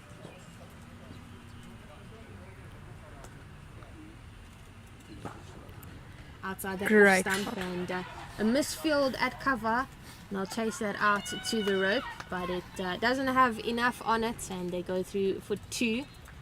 Rudolph a little bit disappointing by the misfield at cover.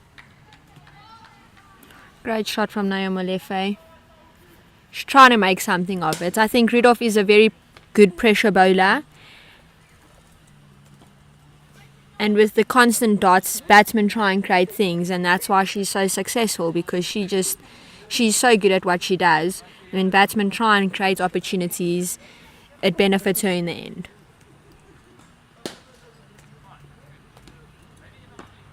And another dot to close off the over. 3 runs, no wickets, besides that run out of her bowling in the first over. Alicia Rudolph doing what she does best, as you said, Emma, and just getting through that over, just 2 from it. And that was excellent from her. Change of bowling from the clubhouse end. Ashley van Wyk, the leg spinner, the youngster for Eastern Storm, into the attack.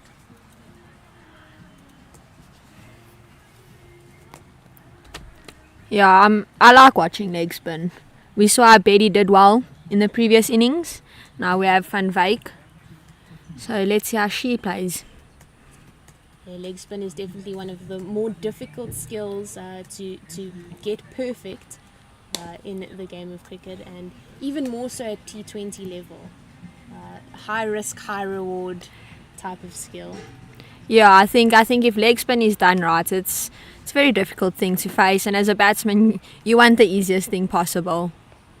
Yeah, definitely. She gets through to Cowling. A little bit of turn on offer there. It does come out to the top of the hand, so more of a slider than a traditional leggy.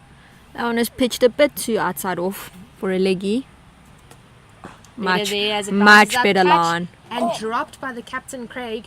There's a run out chance, but Cowling gets through, and that's very lucky. Faye Cowling just riding her luck there as she just chips that up to mid-off. A simple catch, but disappointing in the end there from the skipper.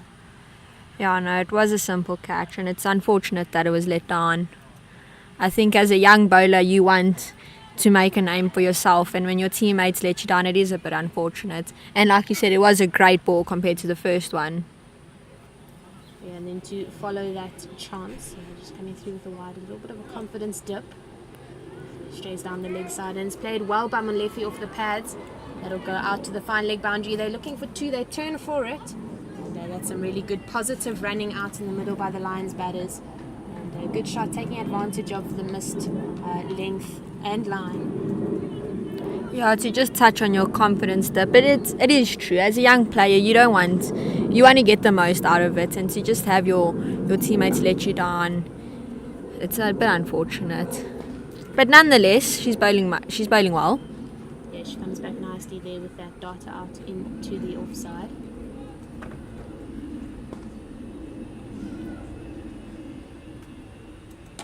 Full toss chance over mid-wicket, but Michaela Edwards, the player there, she should eat a couple more vegetables. Yeah. Perhaps a foot or so taller, might have been in the hands. But, they get through for 1, rotate the strike. So Faye Cowling on strike for the last ball of this over.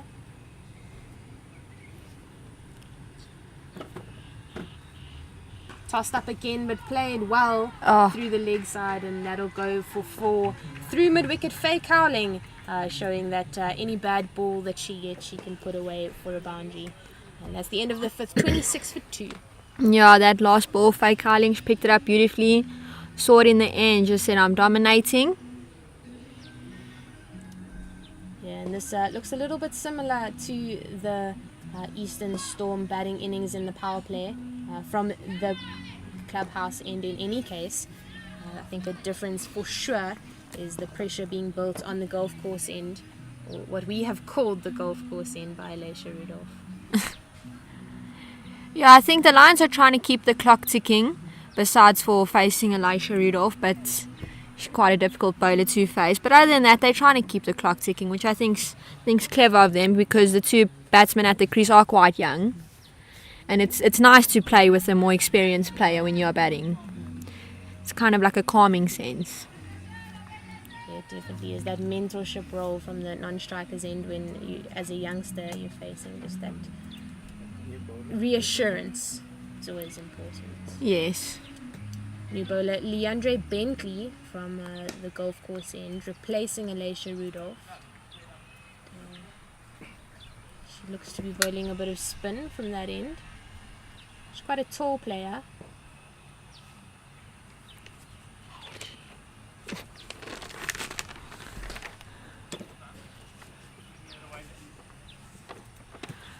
Yeah, a lot of flight, and it looks as if she rolls her fingers over the ball quite a bit. Bowling off spin, but it's just played with soft hands by Molefe to a vacant 3rd man region as backward point had to come through. Leandre Bentley, part of the under-19 Eastern Storm team, and she has a couple of senior caps for the Eastern Storm senior provincial team with best figures of 4 overs, 2 wickets for 14 runs against Limpopo in November of 2023. But she flights it up and just landing on that foolish length because it's so slow. Faye Cowling just unsure whether to go forward or back. Full toss there. And over the head of mid-on, and that'll bounce out. Big chase put on, but in the end the ball beats the player and Faye Cowling gets another 4 to her name. A little bit less convincing than the previous 4, a bit of a top edge, but in the end the result is what matters. Yeah, I think excluding the top edge, that was well played because Leandri is a very slow bowler, and for Faye to make her own pace out of it, that was well done. Sure. Yeah, there we go. That's what you were talking about, Em, is when she's really good in the V. She just used her feet nicely, danced towards that and played it nice and straight over the bowler's head for 1. Yeah, don't give anything full to Faye. Otherwise you're walking back.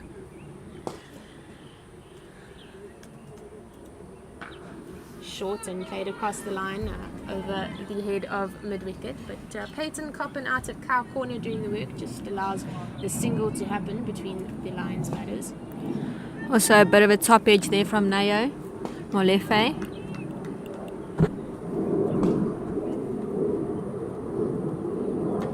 This time wide outside the off stump, but cut out. Molefe looking for the single, but Cowling opting against it.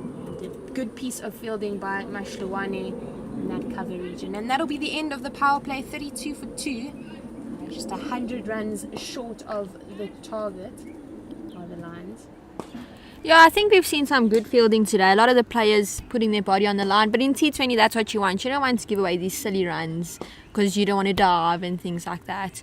So I think the fielding has been great from both sides, but that's one thing I've always said, is fielding is something you can learn. Bowling, you're bowling against a great batsman, you're having a bad day. Same as batting, you get a jaffa of a ball. You can't prevent things like that. But fielding is something that I feel like everyone can work on.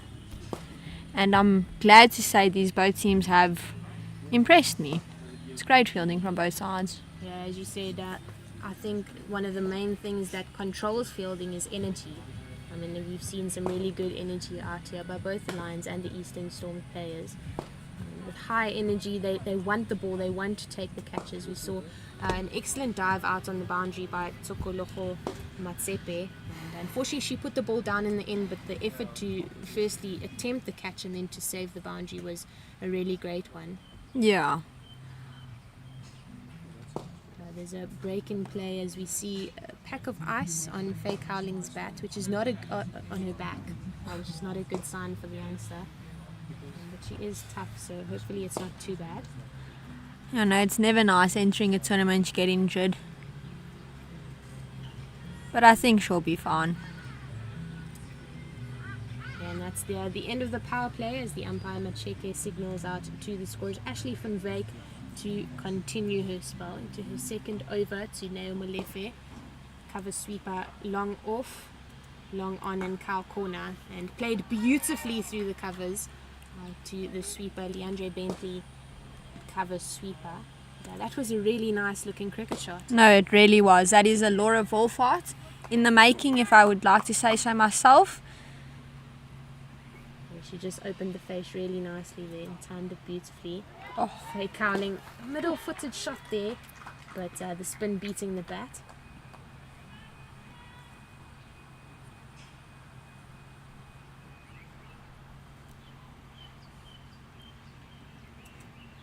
Van Wyk into the pads of Cowling.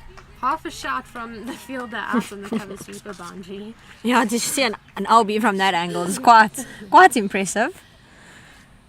Yeah, well bowled so far in this over by Van Wyk. Halfway through, onto that middle stump line and an attempt to save the single at mid-wicket. They're looking for the second. There's a bit of miscommunication between the fielders as they get the ball in, but that's excellent running, as you said, by Molefe and Cowling out in the middle. Yeah, I think youngsters, they're always eager to want to push for that too, and it's smart batting from them because this is a big field. Oh, full toss there, and that's chalk and cheese there for Faye Cowling as she puts that away. So just touch on the running. When you're younger, your coach always tells you run the first one hard and then look for the second one.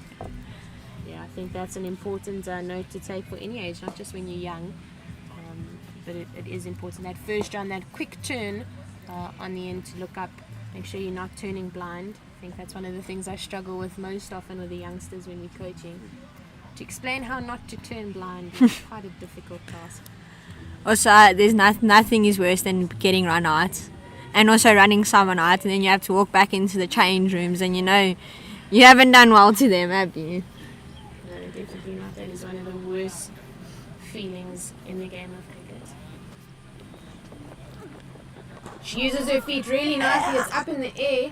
Erica under it. She It bounces ran. over her head, and one bounce over the boundary for 4. Faye Cowling so good in that V, but Erica Oda just misjudging that at long on and unable to hold on to it. The end of the 7th, 43 for 2. With Van Beek struggling a bit with the boundaries coming from her second over. Yeah, like you said, it's a bit unfortunate. Erika Oda just misjudging it and running under it. Could have been a catch. I think that also would have picked up the Eastern spirit. Yeah, for sure. It is feeling a little bit dead out here at Irene Country Club. As the young Easterns team a little bit low on confidence as the two Lions players taking advantage and making sure that the bad balls go for boundaries. DeAndre Bentley to continue wide outside the off stump but missing completely for that cut shot. That's an unfair bounce. Whew.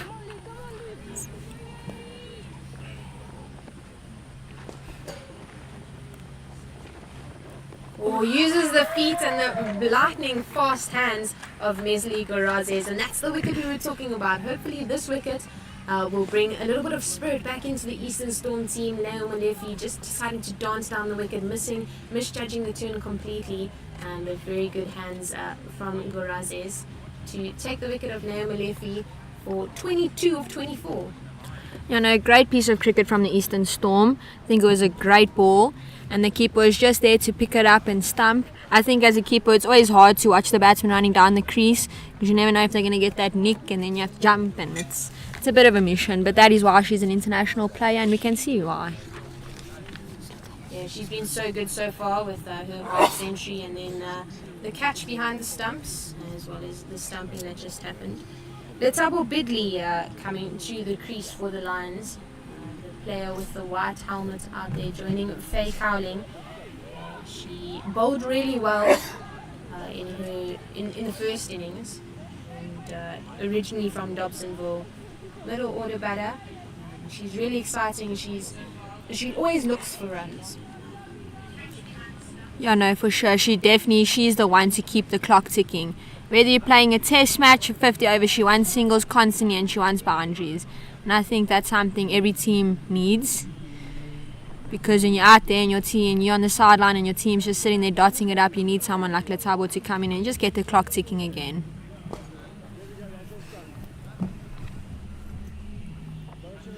You're very busy at the crease.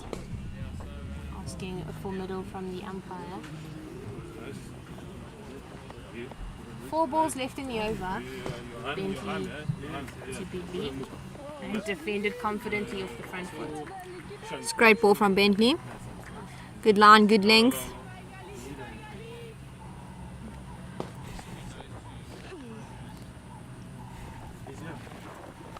Oh, she rocks back nicely there, but Alicia Rudolph really good, putting her body behind the ball there at extra cover. It's just crashed into the stomach. But good piece of fielding from her there. Yeah, you've played with Alicia Rudolph and very few times you see her miss the ball. She's also very big on her fielding. She doesn't like when people misfield off her, and she doesn't like when she misfields off other people. Yeah, she does hold herself to a really high standard. And, yeah, it's surprising for me not to see her in at least an SA emerging spot because she does so well at provincial level. She is playing Division B cricket, Division 2 cricket, so that could be part of the reason. I know, but she's played A division, and she did well. Yeah, she has. A couple of years ago, she started her career at the Lions and was a big asset, as she still is for the Lions. Easton's played one season. We both, you and I, played with her in the A League in Division 1. And she did really well for Easton's in that season. Yeah, she has had a little bit of exposure at an emerging level when the SA Academy play in Pretoria. They often include a couple of provincial players to play in a team against the SA Emerging or the SA Academy team. Has been part of that and done really well at that level as well. So hopefully a call-up is in her future. Yeah, because Elisha is quite a young player and extraordinary talent. I mean, look at her bowling figures and it's the first game. Even her batting. Oh no, I was so sad when she went out. I just wanted to see her bat right through. I think it could have been a 160 game here if she had stayed in. Maybe even 180. Yeah, definitely. With her experience and the way she goes about it, her love for the game in the middle, she would have been an excellent partner. And she was while she was in for Men's League or Aussies. Change of bowling. Into the attack. Kanelelo Mokoena, a youngster from Easton's, to the Tabo Bidley. She just pushes that down the leg side with her wrist. Quite a risky action that she's got there. Tall, skinny young girl. So there's a bit of a wild action, runs in hard, tries to hit the crease hard. Sometimes as a batsman that's intimidating. Yeah, it definitely could be. Wide. Closer to that leg stump line, but still straying too far down it. It's called another wide. These Easton's bowlers just struggling to hold their line on that off stump line so far today. Yeah, it's a bit disappointing because we came off the Lions game and there was barely any wides in that game. A bit of a chat there from the skipper. So, a little bit of guidance given there by the senior player. She finds her line now as it's pulled across the line by Malefe, but fielded well. Just one bounce to cow corner Elisha Rudolph, the player we've been speaking about, who we've been really impressed by so far today. Just collects that one for a single. Ray Carling in to face the new bowler.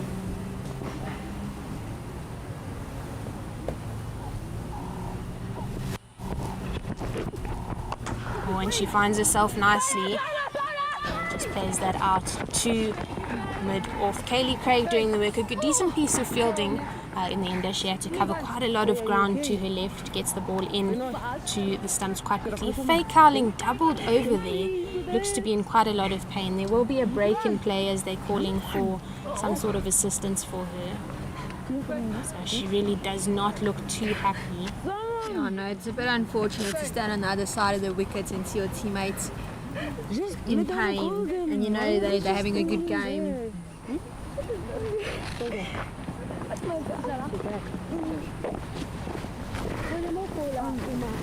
But nonetheless, great fielding from the captain. Faye did not leave that one soft. It was hit straight out in the middle of the bat. She really is in quite a lot of pain. Faye Cowling is a tough one, a tough player, and she is being helped off the field. So we will see a hurt retirement, which is disappointing because she was going along so well. Yeah, and especially being so young. You know, just enthusiastic to play in the tournament, and then first game you get an injury. It's not nice, but hopefully she can recover and we see her in tomorrow's game, because if I'm not mistaken, Lions aren't playing today. Yeah, the second game of the day is between the Fidelity Titans, the host of this global cricket tournament sponsored by John Deere, and they will be taking on Eastern Storm. Tomorrow, Titans take on the Lions, and then the double head on the third day for the Fidelity Titans. So generally Libba to the crease after the retirement of Faye Cowling. To be a back injury, but she's gone off to the medic tent.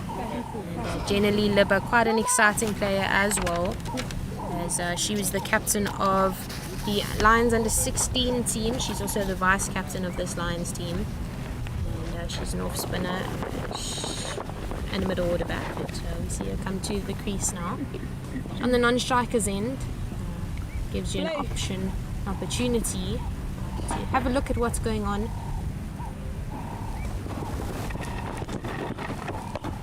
Bowled nicely by McQuena, but just pulled across the line out too long on Erica Oda, collecting that for the single. I know for sure the best place to bat is on the non-striker's end. But on generally Libba, she's a very enthusiastic player, very passionate about her game, hates losing. But I think we all do. Nothing beats walking off the field with your head in your hands, thinking, what if? But cricket's a very strange game, and anything can happen on any day. It is. Generally Libba plays a hard game of cricket. She loves what she does. Just down the legs, but brilliant fielding. And at a short fine leg region, just stuck the hand out there and just prevented that for sure boundary. It was a bad ball, a good shot, but a good piece of fielding in the end, just to allow that single to happen. Jenna Libba off strike. It's the first ball that she faced. McQuena just going down that leg stump line too far again. And yeah, I think the way that she's running into the crease, she's running quite skew. She kind of starts in line with that off stump line, but then strays to the left a bit and comes in. So with the angle of the arm and the wrist coming into play, it is strained down the leg side quite a bit. She changes her action, comes right arm around the wicket, or gets a top edge, and there's a chance for a catch, but Peyton Coppin at points unable to get there in time. Doesn't put the dive in. Yeah, I think that was a little lazy piece of fielding. The dive could have been there. But regards to the bowler, I think she did come around the wicket, so she tried to change it. But like you said, she's running in at an angle. All she could do is just take one step right and straighten up the run up. It's less of a hassle. She goes down that leg stump line again. Interesting that it wasn't called a wide, as it did go past the bum. The bottom of Letabo Bidley, but in the end closes the over off with a dot ball, an expensive one, and the previous run brought up the 50, the half century for the DP World Lions team. Generally Libba's play off the legs. Yeah, I think the Lions are more or less on par with our Easterns were in their first innings, so I think it's going to be quite a close game. And it's going to be an exciting one. I personally like cricket games when you need like 5 runs of 2 balls. I find that more exciting than getting bowled out for 8 or something like that. Yeah, definitely the closer ones are much more entertaining and exciting for everybody involved, I think the players including. As nice as it is to roll the opposition over, competition is the name of the game. Peyton Coppin into the attack from the golf course end. We said a little bit earlier how she has that in-swinger, the one that just dips in. How that arm kind of comes around, you'll see it in action.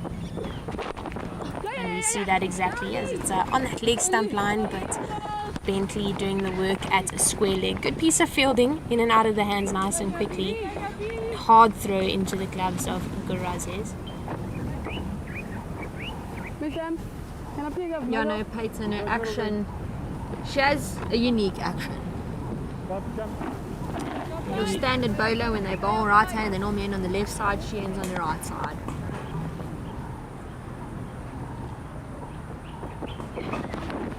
Oh, edged off, and a very good catch by Mesali Gurazes, and she's just shown us time and time again how good she is.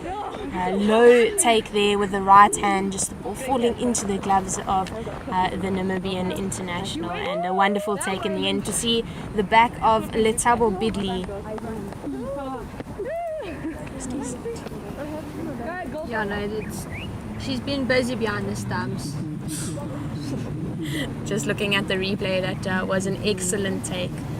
And also a great ball from Peyton. Yeah, for sure. We did speak about how we would have perhaps opened the bowling with Peyton Coppin. A little bit more experience at a higher level than Michaela Edwards, and she's just proven right now. Coming into the attack a little bit later than we certainly think she should be, but making her mark as soon as possible. And a great cricket out chat today, really it is. And it's nice that they've done this international player thing, because it just shows the other players in the team what level you should be at. Like, we've got a 50 from our international player, she's taken 2 catches behind the stumps, and it just shows the level of competition and how hard each one of these players have to work to one day be there. Yeah, it definitely is. Part of this global cricket tournament is making players' dreams come true. This international experience for all of the players involved, as you said, it was very valuable. Tukoloko Matsepe into the crease for the Lions. Peyton Coppin on the money, just on that top of off line, and does the work, fielding work of her own bowling. Great bowling from Peyton. And also think on the international players, it's just, as a young player, it's nice to go up to someone you look up to and just ask for a bit of advice. And I think to have 2 of them in a team is It definitely is. That was called a no ball, and this will be a free hit for Mtsepe. Played across the line, but body behind the ball is Bentley at square leg, and they don't get any off that free hit. but unfortunate.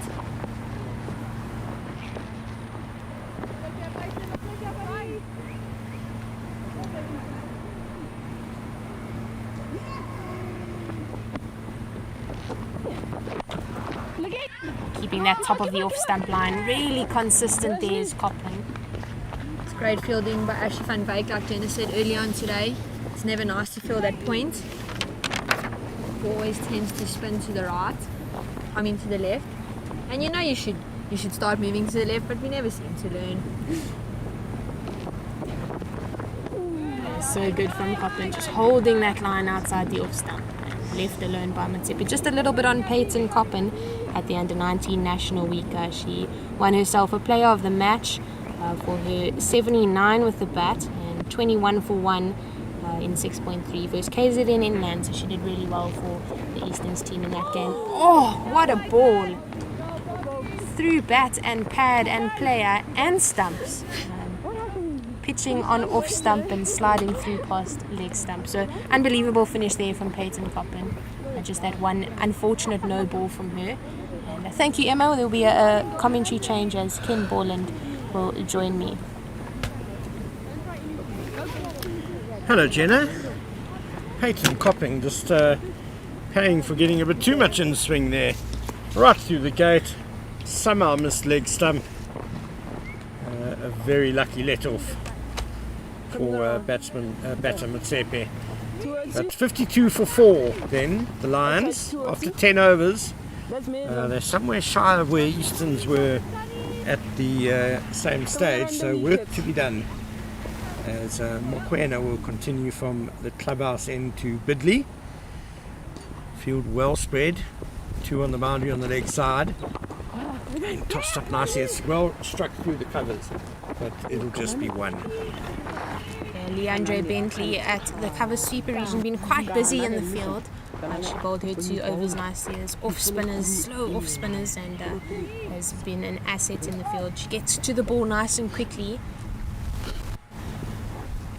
There's a field change as all the fielders on the boundary come 5-10 off. Mtsepe opening her stance for right on around the wicket, as batters often do. Nicely put away, but again it'll just be a single. A simple piece of fielding out in a cow corner by Alicia Rudolph. The Eastern Storm players not expecting or anticipating Mtsepe to be able to clear the boundary, so just coming a couple of feet, a couple of meters off that boundary row. Cuts down the angles as well. Oh, beautifully bowled. Oh, bit of bounce there and a bit of movement as well. Wonderful length. had the batter groping. Definitely, it feels like Mokoena is putting her back into it a little bit after the first ball of the over that just kind of floated into the batter.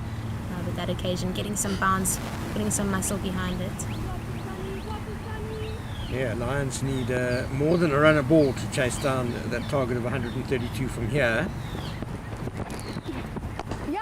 Again, swung away hard, but again it'll just be a single. Too long on. Easterns are quite happy just to give away singles through these middle overs. Yeah, they definitely are. With a batter who's not too recognised on the scene, Motsepe. She's a better bowler, I think, than she is a batter. Nicely struck, and they will scamper through for the single. Yeah, Motsepe bowled very nicely.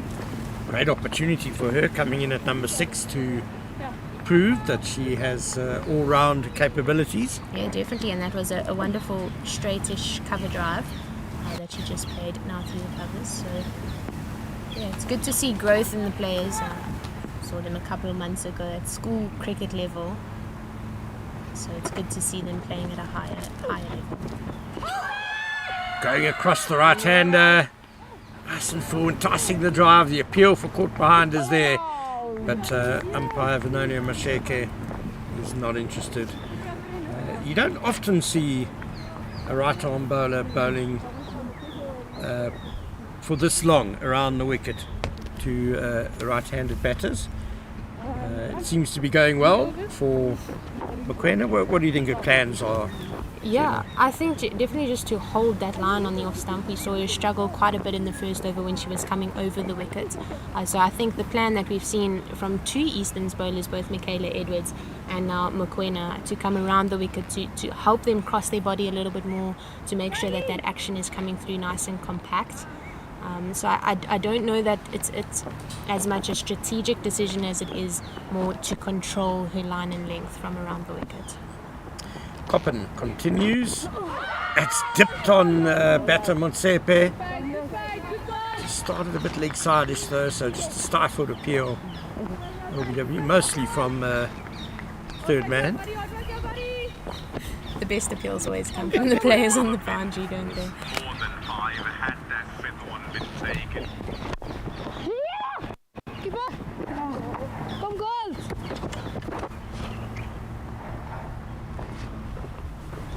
They played nicely out to the deep there for 1.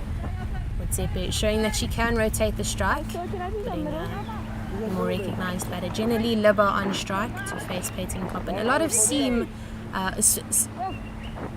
swing work for Peyton Coppen on show so far. Yeah, she certainly moved the ball through the air very nicely. And that double strike for Easterns has really set the Lions back. That's nicely hit though off the back foot by Bidley. Lots of work for the cover sweeper, and she won't get there. That's a wonderful boundary for Bidley. Yeah, just dropping it too short there, not allowing the swing to have its full impact there at Peyton Coppen, but well taken on there by Jenny Libba, rocking onto the back foot, full face of the bat in contact with the ball, and picking her gap perfectly. 2 new batters at the crease for the Lions as Coppen comes in again. Oh no, that's come up the hand all wrong, the big in swinger and the wide. So Bidley, before hitting that boundary, had 5 off 11 balls. And Motsepe's got 3 off 9. So both batters is taking a little while to get themselves set. Jenny Libba. Coppen a little bit too short, beating the field at short fine leg, and that'll race away for 4. Well played there by Libba. Took full advantage of the bad ball there by Coppen. Just too straight. Yeah, into her second over, and she just seems to have lost that control a bit that she had in that impressive first over. Yeah, the head falling away a little bit to the offside, which forces the arm to pull up over the shoulder. Maybe trying to bowl a bit too fast. Short and straight, but fielded well at square leg. Leandre Bentley doing well. Ridley certainly muscled that one away, but straight to the fielder, unfortunately for her.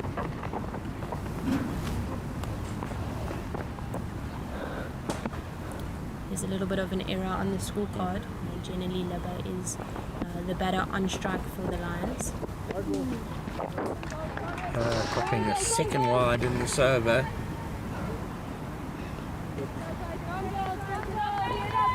By Kevin Lawrence at the far end.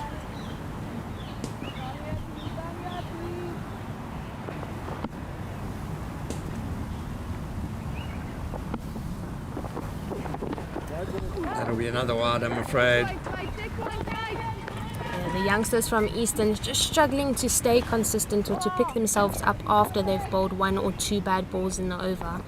We saw the dip from the opening bowler, Michaela Edwards, also a youngster for the Easterns team, unable to come back after a poor delivery.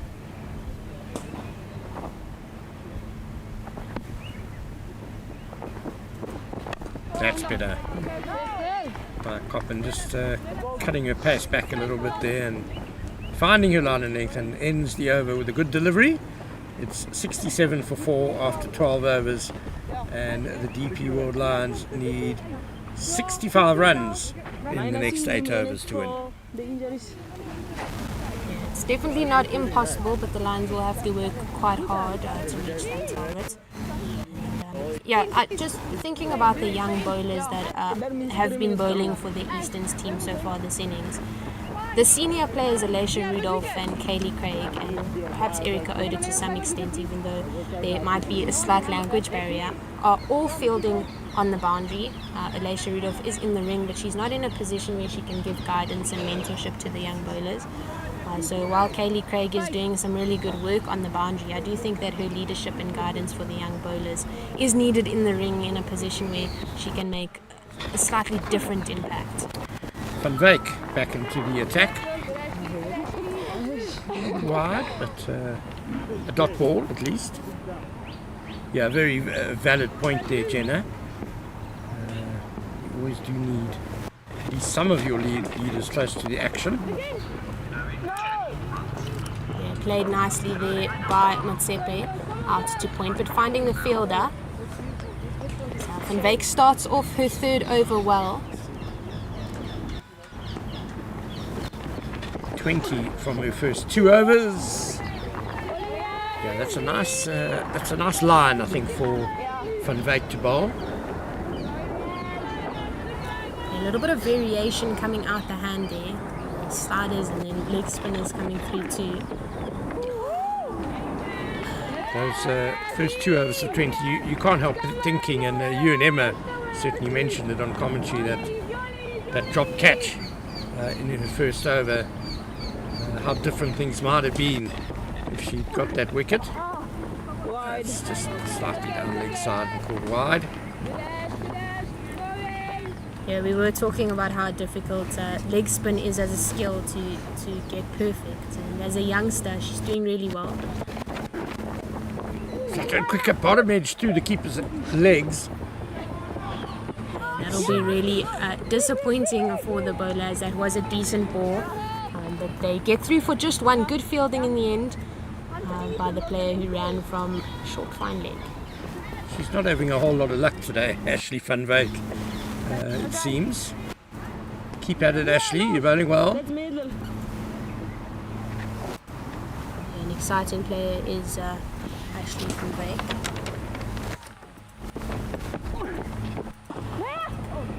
Pitched, but they are coming back for second. Yeah, it's a poor throw.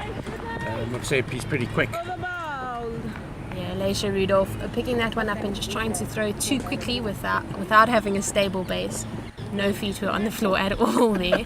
But just to go back to Ashley Van Wyk, part of the under-16 Easterns team. She's a really exciting all-rounder that's coming through. As, in that under-16 week, she scored 148 against Northern Cape. So we only saw her face one ball this morning for the Easterns senior women's team, but she's definitely capable of coming in anywhere and scoring a couple of runs for her team. Eastern seemed to bat deep as well, because you were chatting about Peyton Coppin also having made runs in the December weeks, and they were down the order, so interesting. Yeah, with the exposure of the young players in this Easterns team at a senior level, even though it's in Division 2, they're playing a lot more cricket, and it does make that junior level quite high, I think. That's nicely pulled by Motsepe, just a one note, a count corner. Yeah, Eastern's Division 2, as you say, and I know this is a DP World Lions invitation 11 really, more than anything, but they're certainly putting up a very good showing, and must be favourites to win this match at the moment, with 80 runs needed in a ball shy, no, less than 80, sorry, our scorecard has gone backwards a bit. That's a dot. Yeah, this Lions emerging team is also a well-practiced team. I think it's excellent what the Lions Union have done with this team, and we'll speak about it now. Just a wide given there. What the Lions have done is they have their main senior women's team, where the likes of Khomotso Rapo, Kirsty Thompson, Aibonga Kaka, Tumiseka Kune play.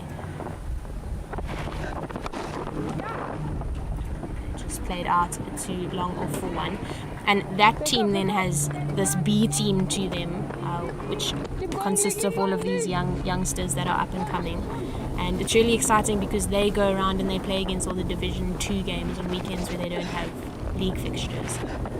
So they do play a lot of cricket at a level a little bit higher than club level, which is really good. And I think all top 6 provinces, Division 1 provinces, should have emerging teams like this, because it just creates the pool of players. It makes the pool of players a lot bigger.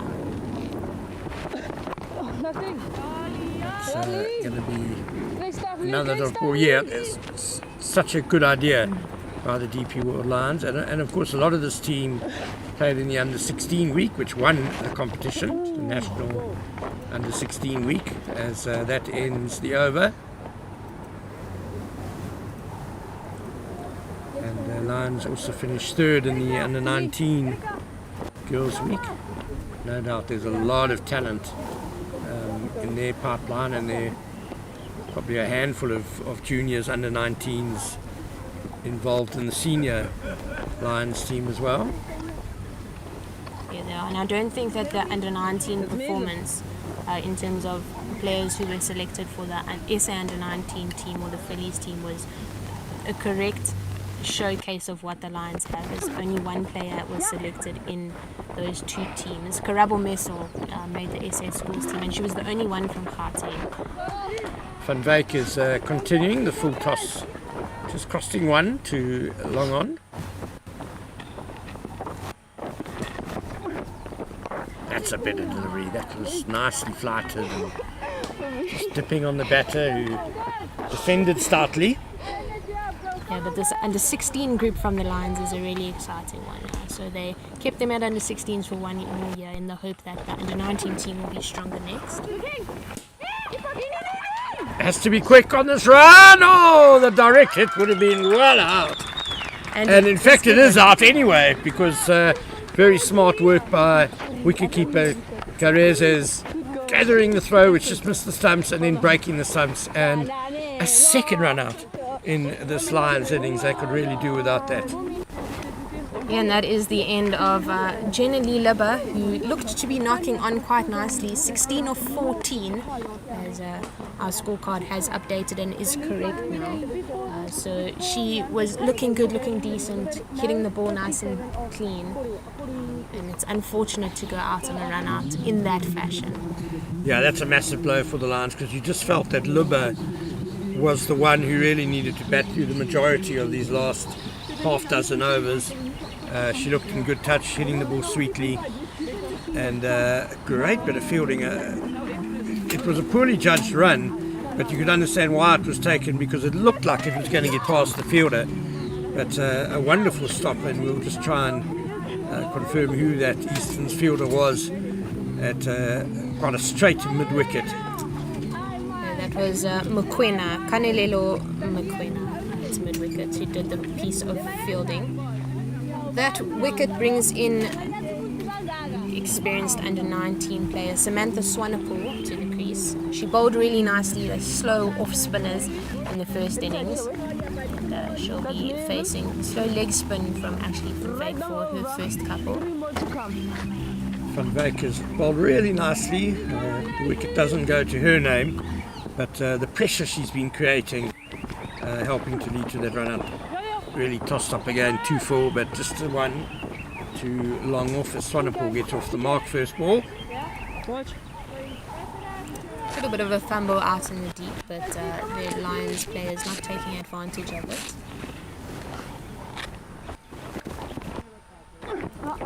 Oh goodness, that was really overpitched, as can happen for young leg spinners, and put away for 4 by Motsepe. Yeah, really well struck in the end by Motsepe, taking full advantage, finding the gap as there was a player out at deep square, but making sure it went to the right of her. Erika Oda, the Japanese international, out in the boundary there, collecting leather. And the bad news for Ashley Van Wyk is that it's also a no ball for height. So a free hit now for Motsepe. Oh, well bowled, and crashes into middle stumper, but that will not be out as it was the free hit there, and The Motsepe irony. will be kicking herself. The irony for Ashley Van Wyk, perfectly flighted and pitched leg break. And she's wicketless, and she's only got 1 ball left in her spell, but goodness, she certainly has deserved a wicket today. Maybe she'll get one with this last ball. Anything is possible. There was a drop catch in her first over. She definitely deserves it. And she's got it! Beautifully bowled, tossed up even more than the previous delivery. And Motsepe just played all over it, all over the top of it, and clean bowled. And Ashley Van Wyk finishes with 1 for 31 in her 4 overs. She's bowled a bit better than that. Just reward for the young leg spinner. Yeah, definitely. And Ken, you said it. She deserved it. And yeah, cricket is a funny game. Commentators call. So Easterns will be happy with that, but I don't think Lions will be too chuffed. We often hear about a commentator's curse, but maybe we should start something called the commentator's blessing. Yeah, wonderful for Ashley Van Wyk. Young leg spinners really just need so much encouragement coming through the game. It's such a difficult skill, and of course in T20 as well, when batters are going all out attack, it is tough, and they need good captains, they need good support in the field, and they need patience. Yeah, lots of confidence as well. So to the crease we see Leonie Swanepoel for the DP World Lions team. Youngster from Noordheer for Hoërskool. She's recently moved club. She's playing at Randburg Cricket Club. Swanepoel. Onto the back foot straight away, and off the mark. First ball is Swanepoel, so that's her second single. 2 off 2 for her as Bentley continues. Easton's manager, Colin Kowa, spoke to me in the car park before the game and said it's a very young Easton's team and we're here to learn, he said. It's nicely bowled by Bentley. At the moment though, it's Easton's who are dishing out the lessons. I imagine Colin Kowa is probably a good poker player. Down the leg side, so no appeal from Easton's. Carrez is quickly across to stop the single. She's been tidy behind the stumps, hasn't she? Yeah, she is really showing her international experience. And a half century for Easton's. That's a good hit down the ground, but it's been dragged a little bit. So Long On can keep it down to just 1. Yeah, the idea was definitely there for Leonie Swanepoel. The execution, had she kind of held her shape a little bit longer, the ball would have gone straighter in the V and perhaps been able to beat the fielder at Long On.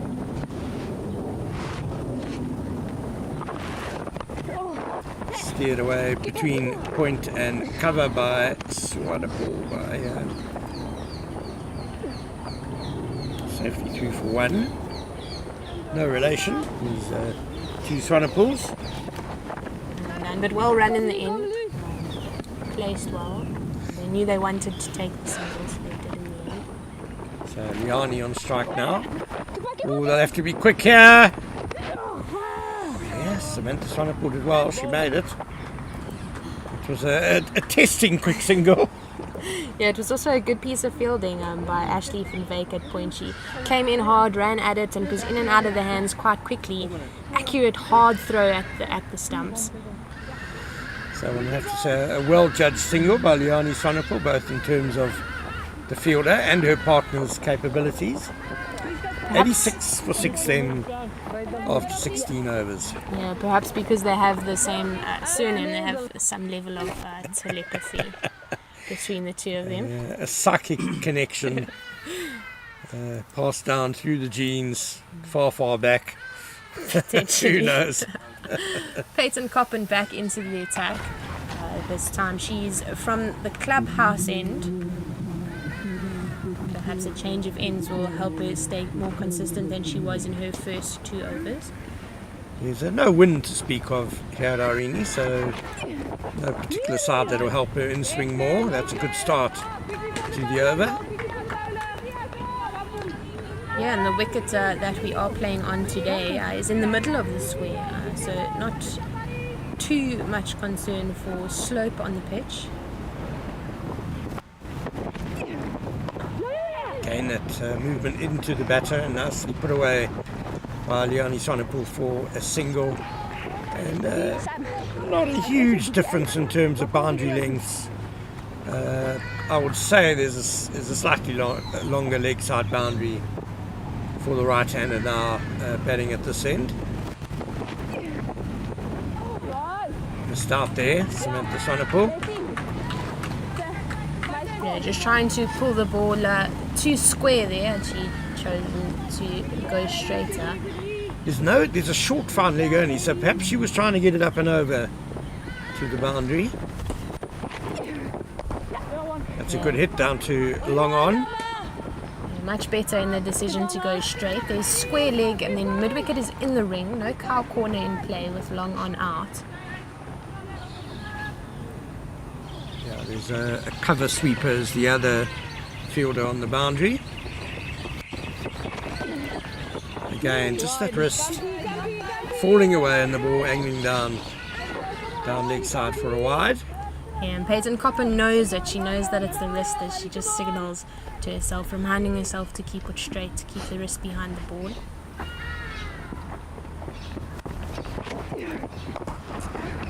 Good ball and an even better shot straight down the ground. And they're going to try and come back for a second. Sent back though. Probably a good call by Samantha Swanepoel. Yeah, good piece of fielding by the Eastern Storm captain Kaylee Craig. In and out of the hands nice and quickly. Yeah, the two straight fielders on the boundary have been nice and secure in this innings.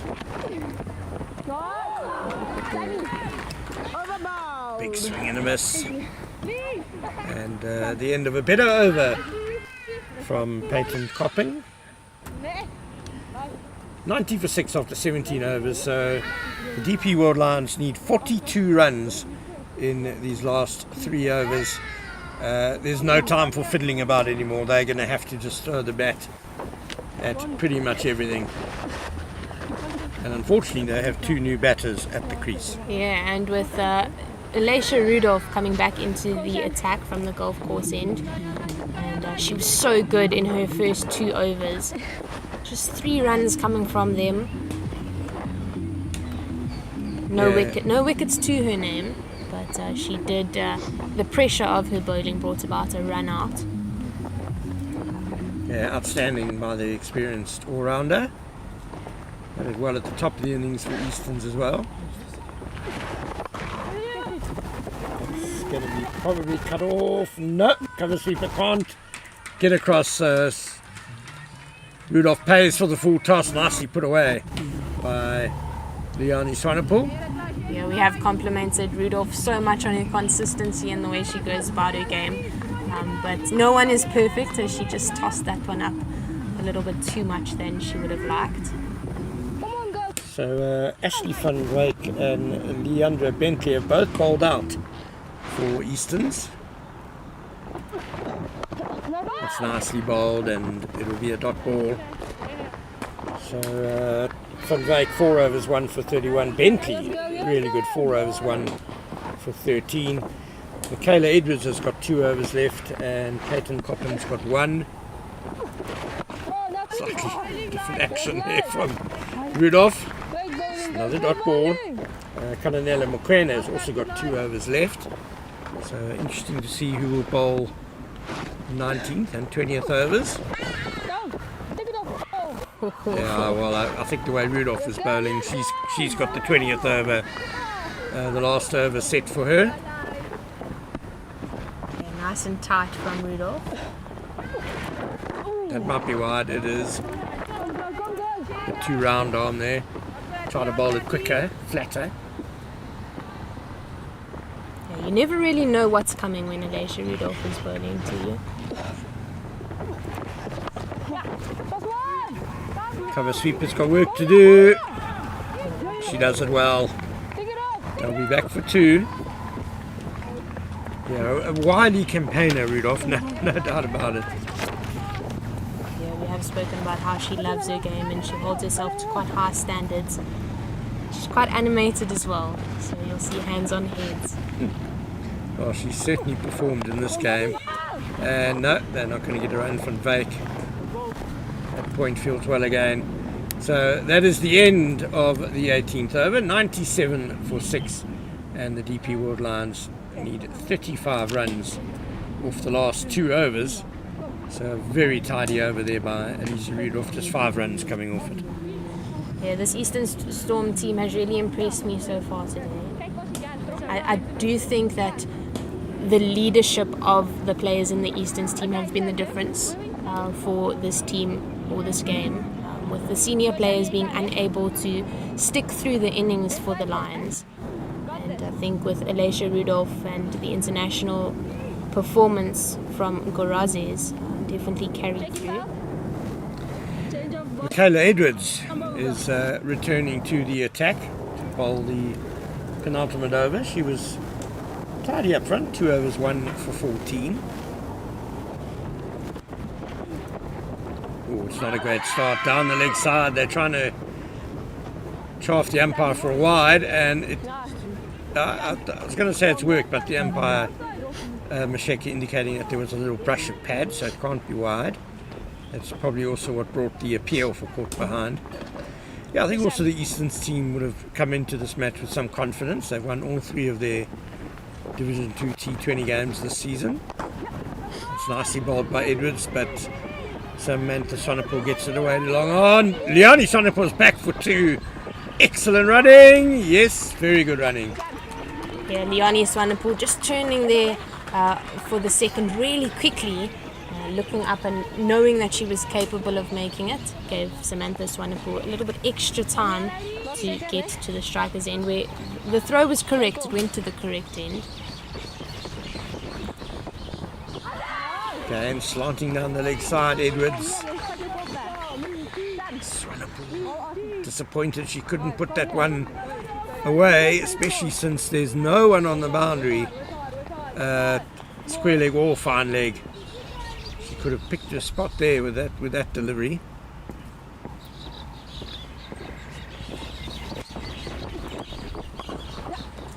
Nicely clipped wide of long on. Yes, that's going to run away for a much needed boundary for the Lions. Yeah, Thelma Makubula had little chance there at long on.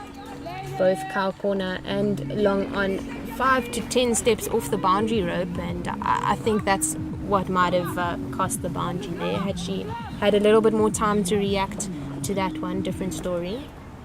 Yeah, perhaps at this stage of the innings they should be back on the fence. Just happy to concede 1 or 2. Again heaved in that same area by Samantha Sonnepoel. Rudolph, excellent one-handed feeling, and that'll keep it down to just 1. 100 up for the Lions with that previous boundary, but alas, it's already the 19th over. They need 28 runs off these last 7 deliveries to win.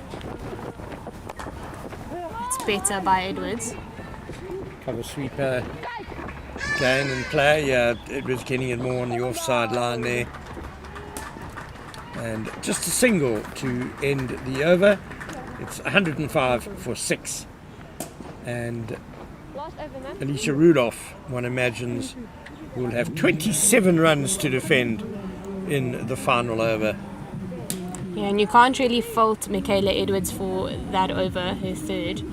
She did bowl to her field. The boundary did go kind of straight through the fielder at long on. So not a bad over to bowl at the death. Yeah, it was a very good shot by Samantha Swanepoel. Nothing wrong with the delivery. It was up there, nice and full and straight. But very well hit and placed by Samantha Swanepoel. It will now be Liani Swanepoel on strike. And Rudolph will indeed bowl the final over with 27 runs to defend.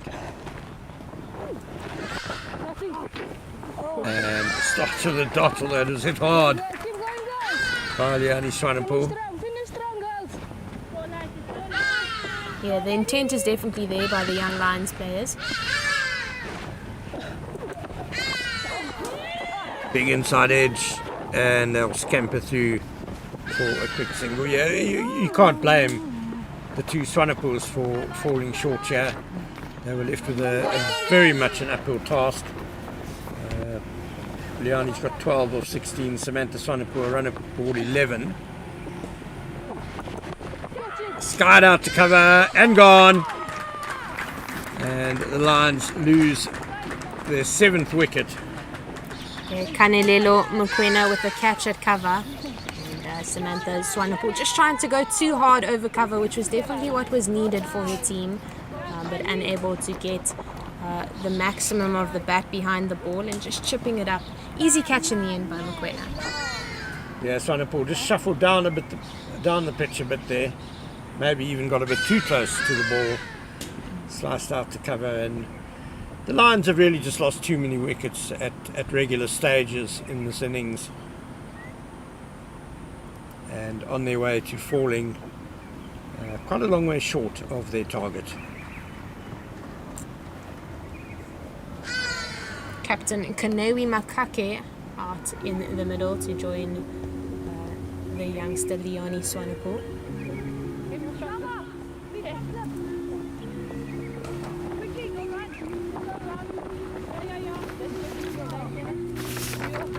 Rudolph just changing the field a bit.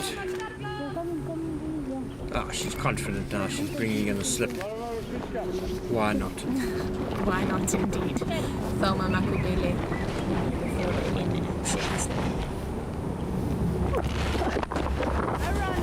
Nice shot by Makaka for none there.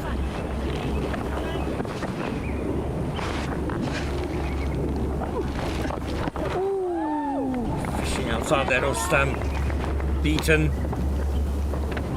Rudolph also, she's got all these changes of pace as well, which makes it tricky for the batter, especially when you're new to the crease. Nicely driven to long off for one, and Makeke gets off the mark.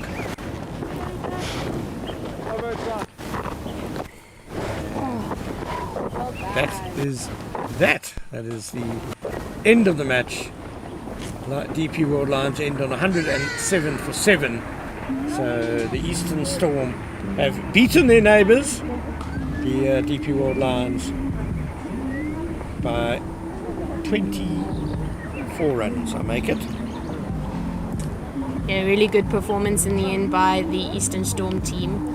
They held it together really well, and I think the shortfall for the Lions was the injury of Faye Cowling, who was looking really good out in the middle.